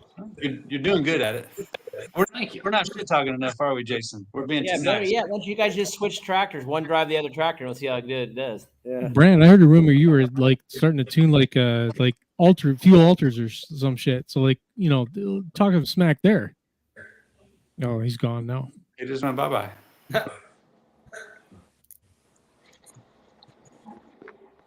Brent. Hello. Charles asked that again. I heard you were starting to tune some like fuel altered stuff. Like you gonna talk some smack down on Bakersfield or what? Oh no, I can't hear him. He's talking. You got muted. He's got that. Now he's talking the hardest smack all night too. It's that Kmart internet. Ray and Amanda's internet just got switched over to Sullivan's house. I know Mike. I know Mike English, who's the announcer at Bakersfield. Like everything you're mouthing, I will make sure he knows, and it gets it gets relayed to whoever you're talking smack against. Yeah, he's still going. I don't know if he. And then we're just laughing at him, so he thinks we're laughing with him, and we're not laughing with you. We're laughing at you, Brant. He's like, I don't care. I'm Brant Sullivan. What's up, G's? Yeah. G to the O. I'll show you. I'll show you. What? Oh, dang it. Yeah, that's what I said. I read that comment. Brian's driving. Oh. Yeah, that's what the boys say, but we'll see how it does. Hey, Brian, before we let you and and our West Coast friends go, because you guys have to go to bed because you guys work so hard, can we see Christy real quick? Did she brush her hair today? Come here. So here's the real person that this is the reason this event's organized. There Christy, she is. girl, how are Yay! you? Hi. She's good. She's running on no sleep, and she's been busting her little butt off and getting everything done so that it's all organized for everybody. Printed off everything that is going in the check-in packet. What else? You did everything. Getting banners This- put up tomorrow. Oh, and tomorrow banners are going up. Tent will go up the next day. Yeah. Lots to do. 100% sure this event would not happen if it wasn't for Christy. It's clearly obvious when you get there that you know that who really runs the show in the city. Clearly obvious. I don't even try to hide it. Yep. Good man. It's all good. We appreciate it. No, it's awesome. So, Dan Borba said he'll talk smack. We're coming after all the Twins next year, looking to have some serious competition, but good fun. Much respect to them all. I welcome any and all comers. Yeah, that boy Sullivan. Oh, Sullivan's back. Good answer. He's back. We lost him for a little bit. John Spielman says the card shark. ... Christy was saying. What's So the story James- behind that, Christy? well, you tell him, babe. You took the money from all them little kids. So James turned our younger son turned 18 yesterday. So we had a little surprise poker game surprise party with our family and a poker night. And John and Jonna, because they're ballers, they flew down in their airplane and came for dinner and a poker game. And then Christy ended up winning the whole poker game. She took everybody's money, all our little nieces and everybody. I mean, that's good though. She deserved it. So, yeah. We need to get Sonia and Tony to come to this event next year. I'm going to work with Sonia, and we're going to make sure our dates align so that they don't have family vacation when we have the Golden State Invitational. Agreed. Well, cool. You guys got a lot to do. Brian, thanks for coming on. Tim and Matt, see you guys in a couple of days. Ray and Amanda, Donnie, you guys have a good night, okay? I'm going to wrap up the show with our regular guys, and we'll see you guys in a couple of days. Thank you, everybody. We'll see you soon. Thanks, guys. Safe travels. What's up, fellas? How's it going? Hart. Matt had to get up super early tomorrow and head to. He does auctioneering stuff up in Wisconsin, so it's all good. So it's all good. I want to talk about diesels and dark corners, guys. It was awesome. I don't know how it was. If you're on social media all this weekend, Charles or Mike, you saw a lot of diesels and dark corners. 44.30 diesel trucks, 41.26. And those 2.6 Pro Street trucks, they run hard, Charles. I did not know they ran as good as they did. Single axle, good track. But I'm telling you, my biggest takeaway, guys, was those narrow front tractors, Charles, with the scrapers and the boxes. I'm 2.5 minutes, Charles. Bang, bang, bang. Welcome to what we do here in Michigan. Needs to be everywhere. It really does. It needs to be everybody. We got guys here who do that. It kind of started here and it's spread, and the design is there, and it just works. It just works. Well, Adam has the video of them. I think anything Adam does will get a bajillion views. Hopefully, a lot of promoters see that. Obviously, you can't run out and just build them right away, but it was Ted Ferguson and not Ted. I know I took a picture of their tractor and the one guy. Yeah, not Ted. Not Ted, but it was awesome. It was awesome. But no, it's a perfect time of the year. A lot of us Midwestern guys, we're always burnt out by the end of the season. Have a little bit of a break, get your crops out, and one more hurrah. But I've never seen that many. So they sell these trackside parking spots down there, and people back their trucks up with their trailers and they actually bring their fire pits, and then they all sit around it on their trailer. I mean, it's a hoot. It's a hoot. So, absolutely different atmosphere down there for sure. Yeah, good times. The Starlink worked most of the time. We lost a little bit at 1:07 a.m. on Saturday morning. Yeah, at 10:30 we had 86 hooks left. And I went, oh my god! I had to drive the school bus Friday night to go to a basketball game, and we were pulling it up on the phone and kind of watching it a little bit. But I got home at 10:30, and I said to myself, well, okay, I'll sit down and start the replay. I'll start the replay at 10:30, and then I'll get up, early Saturday morning and get it finished.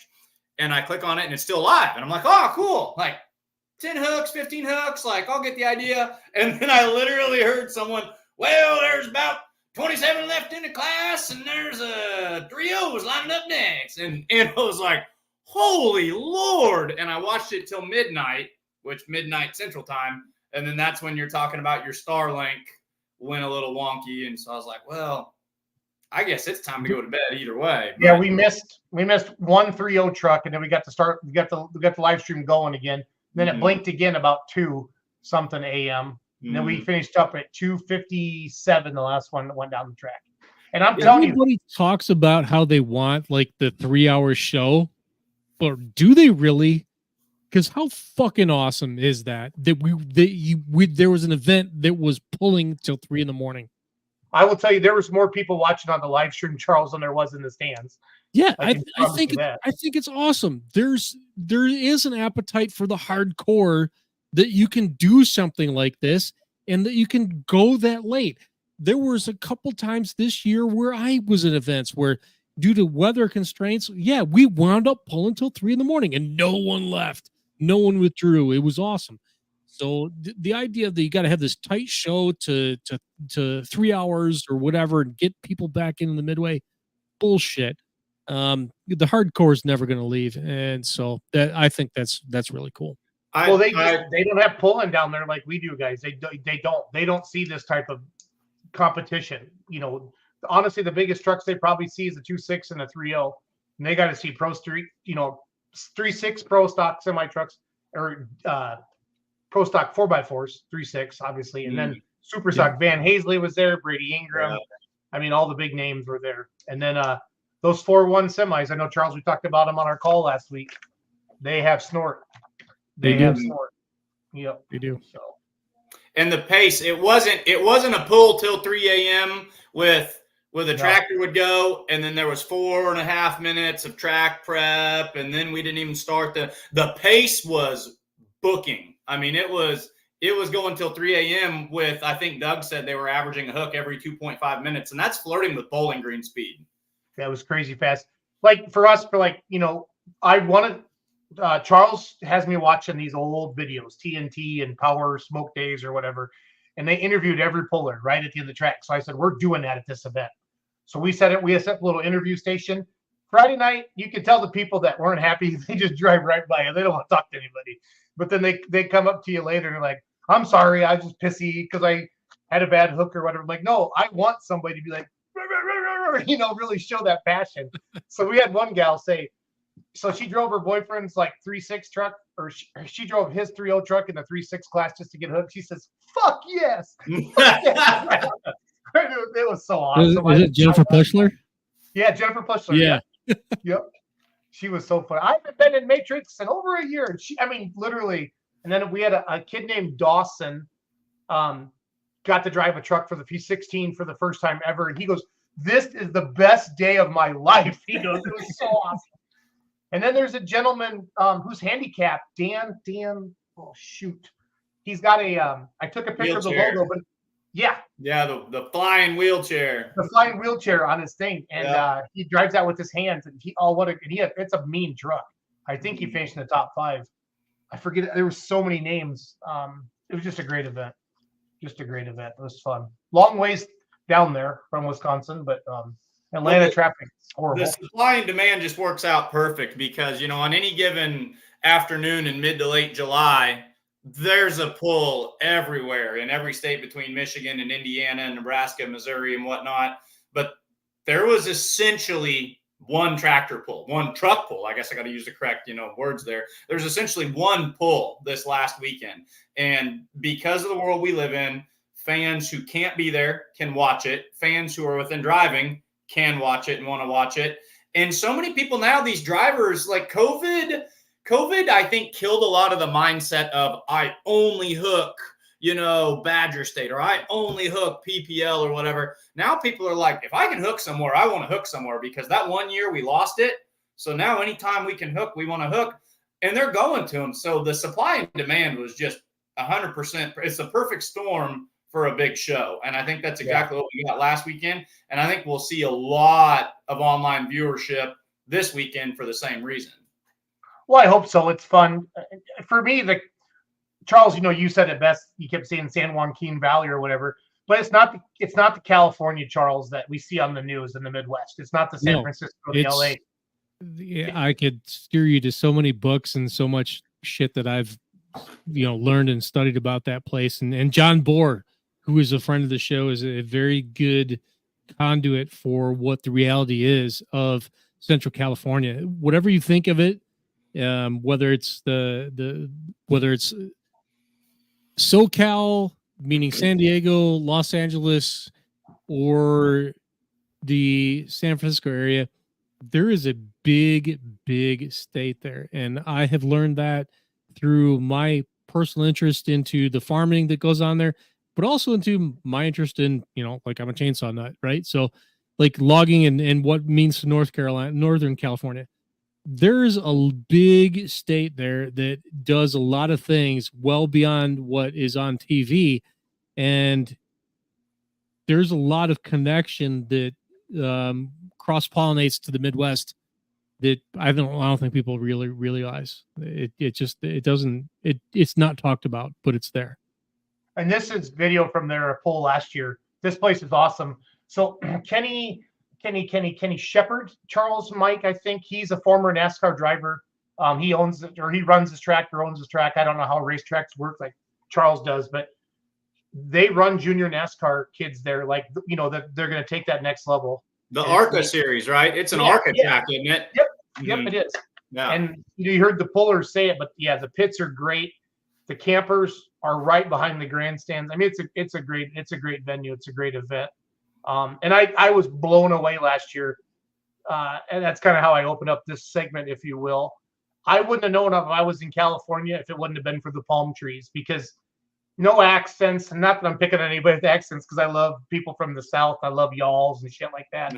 But it was I don't know. I just had this different California. Yes, you know what I'm trying to say. It was just different. But I flew into Fresno and jumped in they picked me up and took me up there, and it was awesome. It was awesome. But they're all farmers and blue collar and hardworking and what we're used to seeing all the time. So it wasn't surfers, trying to stand on narrow front tractors. It was, agriculture. No, you won't find that.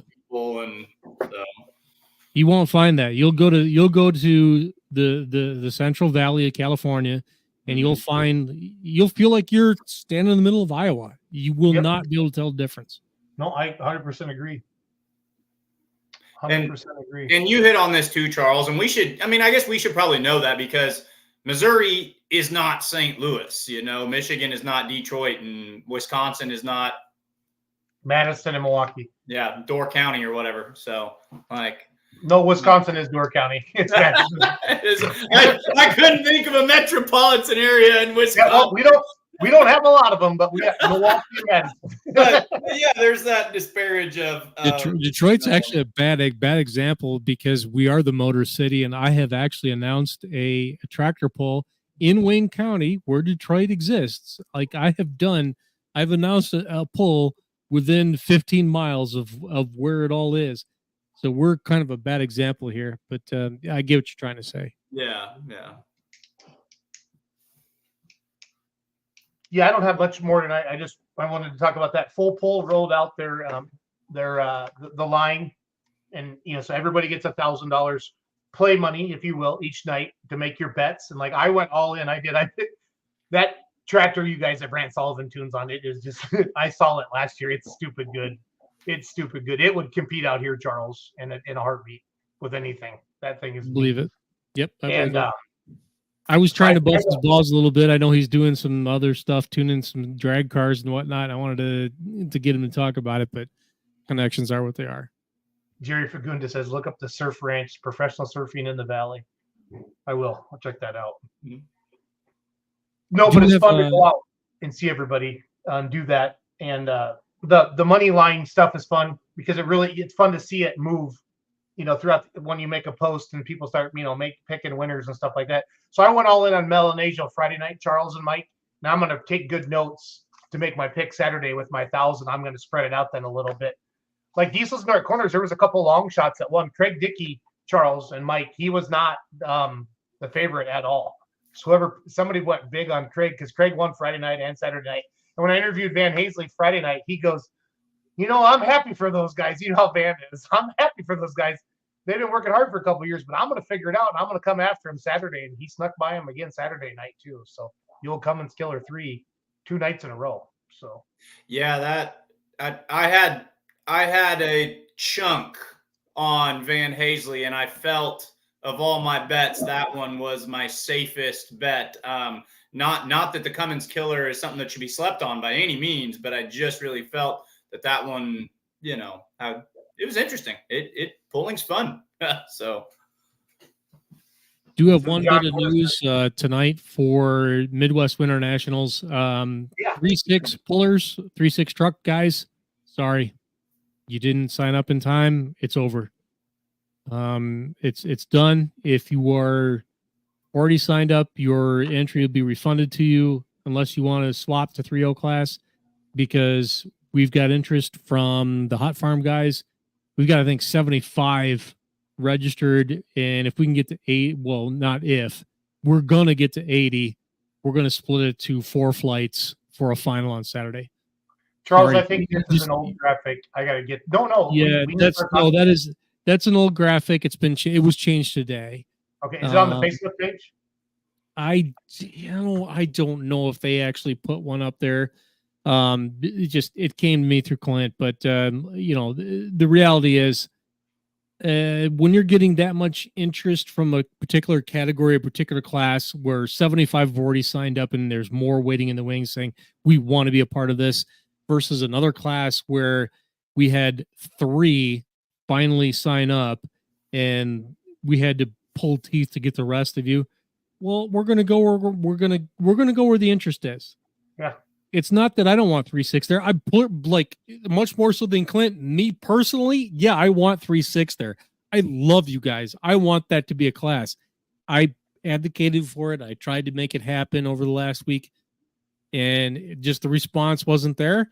And so, sorry, we're gonna go where the interest is, and there's more to come yet as far as announcements go with the event itself. But 3-6 is going to go by the wayside for now. Not to say never to return. That's not fair, and it isn't true. But the 510 Hot Farms have come out of the fucking woodwork, and they want to play. So we're gonna let them play.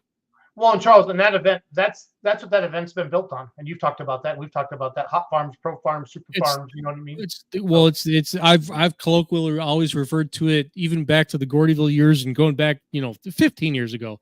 It's a Super Bowl, a single charger, and that's what it is. Yep. And that meant trucks, but you guys didn't come through. So sorry, like, we're 10 weeks away.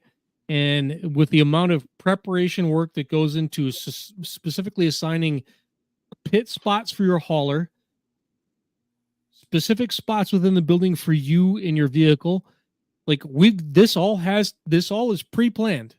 There is no shoot from the hip. Yep. And they run a tight ship. They're efficient. They're fast because this is all pre-planned. I'm sorry, guys. It's the time has passed. Yep. Yeah, this is on their website. It has been decided to shelf the 3.6 Pro Stock diesel trucks for 24 due to low registration numbers. With that change, we'll be adding a fourth qualifier for the 95 Hot Farm tractors on Friday night, with the finals moved to Saturday night. With the fourth qualifier, only the top 3 from each flight will make the finals for a total of 12 tractors. That's some Louisville type cool awesomeness right there, Charles. There's some more cool shit coming. You know, the 5.0 Pro Stock is coming along, and that I think they're up to 9. I think we're going to wind up somewhere around 12 or 13, which is going to be sweet. There's some more stuff coming when it comes to this event that we have not talked about and haven't shared with anybody. That's, you know, in terms of class offering that is coming behind the scenes. We're going to stay quiet about that for now, but it'll be sweet and you'll enjoy it. It's stuff you've seen before, but maybe never indoors. So just cliffhanger. I know, but that's no, I love it. It's going to be badass. Yeah, it's going to be badass. Yeah, it will be. I love it.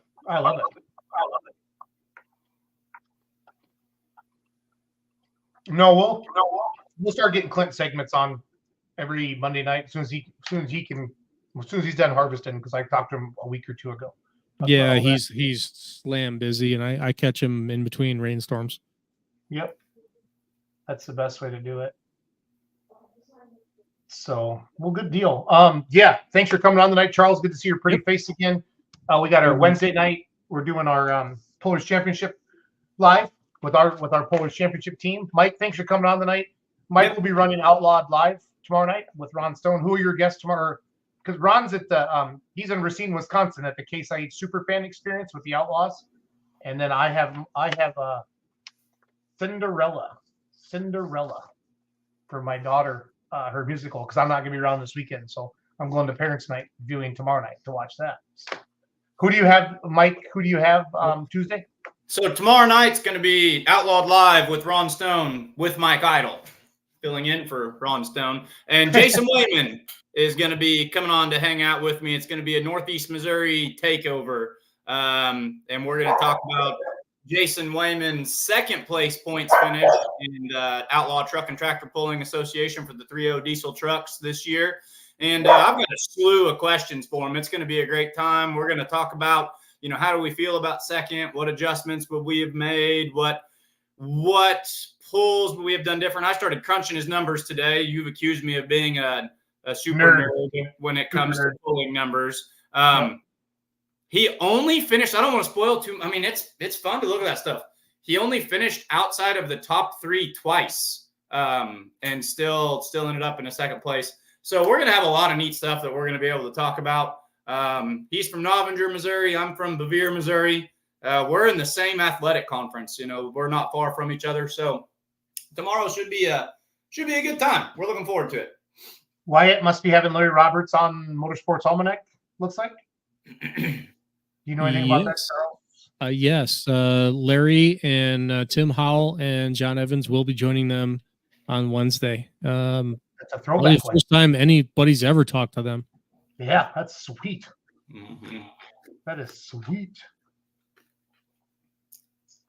So Tim, did they work? Do they work for Larry, John, and Tim, or do they just friends? Yes, they do, and they drove for them in period. At one particular point in time, I think that I'm kind of curious to actually ask this question on the show myself.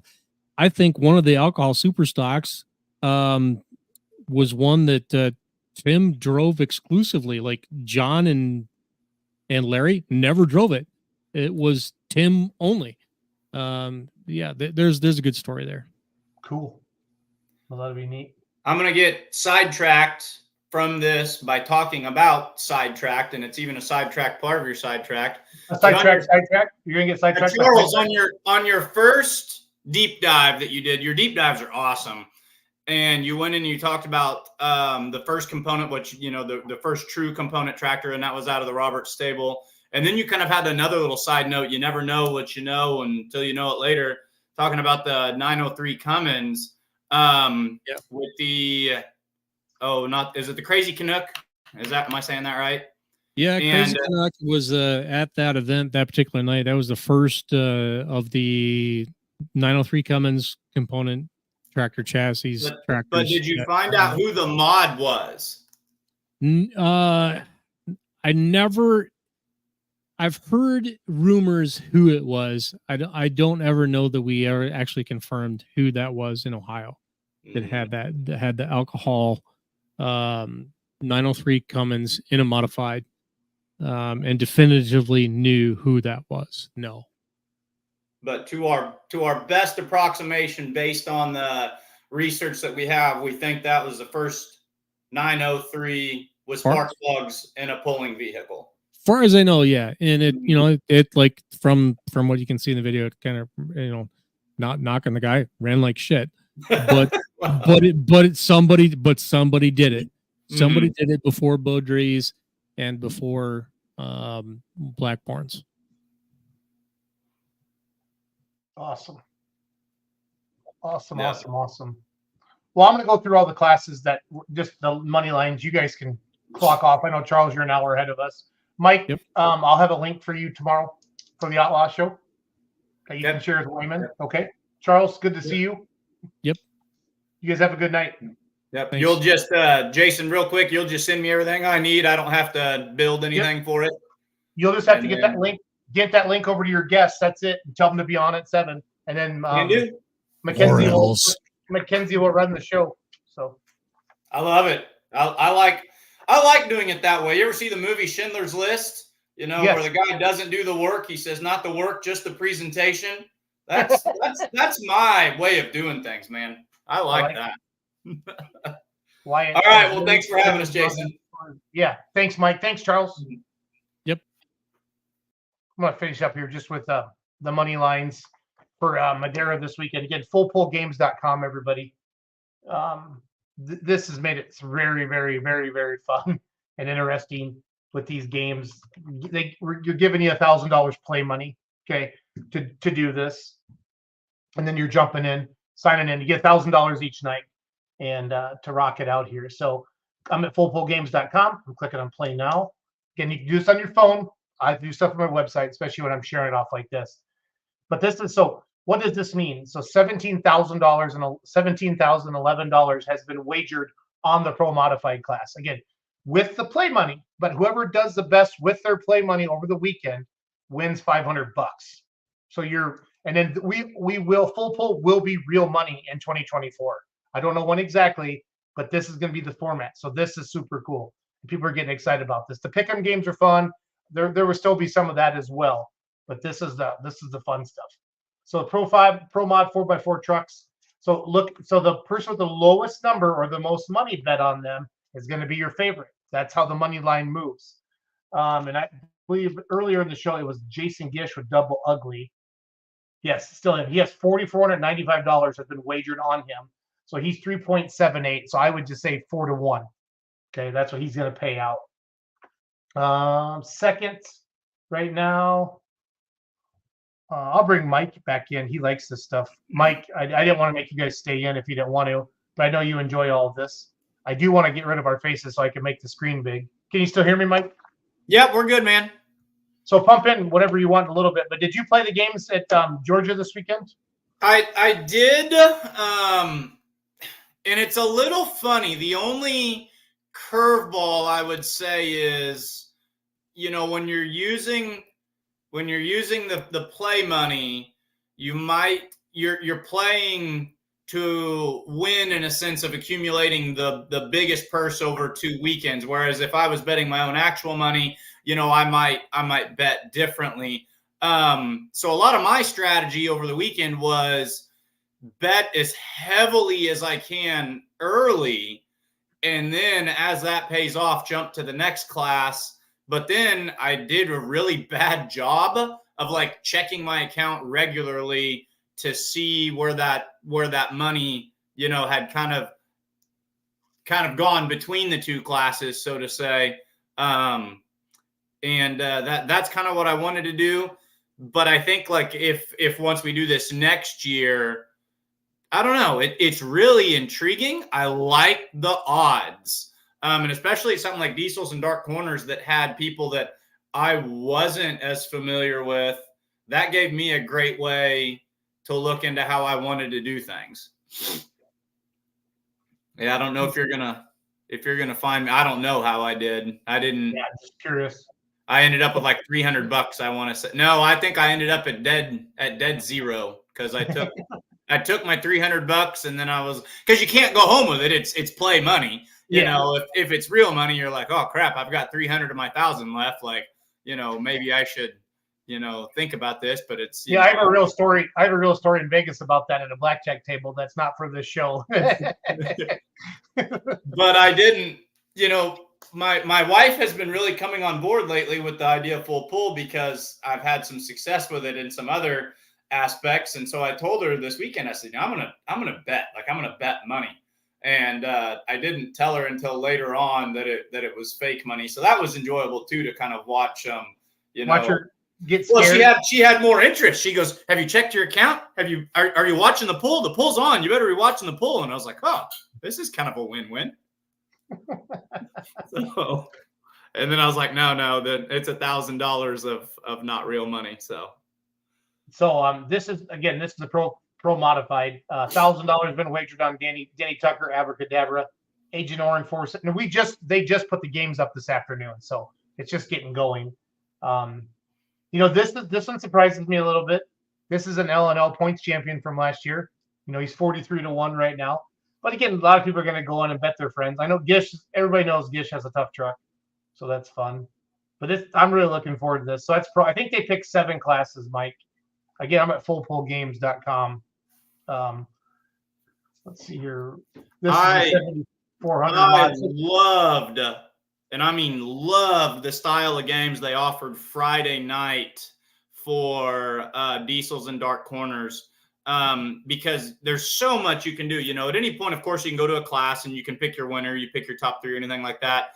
But then all like the side hustles way of thinking, like they opened up a game and it was like, what's the over under for sled resets? Which class is going to give us the farthest total distance? I thought semis was gold for the grandbabies. I mean, normally you watch semis pull and, I thought 500-foot track semis, they're going to go to North Carolina out there. And so just betting on stuff like that makes it really entertaining too. Not that not picking drivers isn't fun, but to think about the other aspects of a tractor pull. So that was, I love those types of games. There was a lot of positive feedback on that, Mike. I'm glad you brought it up because I totally forgot about it, to be honest. I've been focused on Madera. This is the limited pro diesel trucks. Let's see here. Trevor, but that's Brian's son. He's 3-1 right now. Then we got a Fort Tyler Brownlee with Panda, and then Matt Orsetti with Purple Haze. Corey Corny, that's the truck out of Utah that Brian mentioned in the show. Super Farm Tractors, we had Matt and Tim on tonight. Green Energy Brent Chippenary is he's 3-1. He's came back and pulled before in the Midwest. Planter Tractor, Kyle Brock. Smoking Crow, Matt Crow, Tim Perry. High Cotton. Super Farm Tractors. 8,000-pound mods, 3 of them. So I expect this to be kind of tight like the way it is, Mike. Jeremy, Donnie, Jared. That Donnie Fagundis, there used to be a Fagundis name a couple of years ago that pulled in the Midwest quite a bit. Is that the same? Yeah. Is that the same people? That's his cousin. So Robbie Fagundis, who you're thinking about, his daughter Jesselyn is the one that's with Brant Sullivan. I don't know if I think they're married now. Okay. That's why Brant's out in California. Oh, okay. Now we know. That's the whole joke about he had to leave Kentucky to go out to California. I didn't catch you up on that. So it's all good. So, I thought he was just having, someone was like, how far away are you from Madera? And he's like, an hour. And I was like, oh, like that's a good joke because he's actually like a day. But no, he's actually like an hour. Yep. This is a 6,000-pound mod. This is a single engine Allison class, Mike. And there's a turbine in there. This is, I'm pretty sure, bailout's a turbine tractor. Or no, maybe that's the Allison. But this is Melanesia. This is the tractor, the Tasmanian Devil that Brant Sullivan tunes on. It's mean. Would you compare this class to the Outlaws Light Limited Modified? Yes. Mm-hmm. Yep. And then what else we got? 6,000. And then work stock diesel trucks. Come get it. Kevin Vieira, he's 14-1 right now. Chris Rodriguez is 20-1. Justin Van Tassel at the Hood Rats 22-1. Last minute hooker Wade Bradshaw's 3-1. Eric Rocha's 2-1 basically, or 3-1. There's your favorite right there. So Amanda was the one, the hooligan. She won last year, and she's the one that was on the show tonight, Mike, earlier when we had him on. Yeah. Thinking strategically, if you're trying not to win money, but to win this competition, I'd be tempted to take $100 out of my 1,000 or $50 out of my 1,000 and to go put it on the Hood Rat truck. Just take a little bit, and then why not? Because we saw this weekend at Diesels and Dark Corners that the way you think it's going to play out on paper, especially at these destination pulls, is not a guarantee. Van Hazley, I bet hard on him this weekend, and just because the stats are there and the betting line is there, that's a long ways from a guarantee in truck and tractor pulling. Yep, sure is. You put a small amount on 20-1 odds, and you might be having some cash to play with later. Yep, that's a lot of people did. They, like you said, they took their winnings and kept going. So, Mike, thanks for jumping on tonight. Thanks everybody for watching. Our West Coast fans have checked out. It's time to go to bed here in the Midwest, and join us right here, beermoneypulling.tv. We'll be live streaming the event from California. Have a good night, everybody.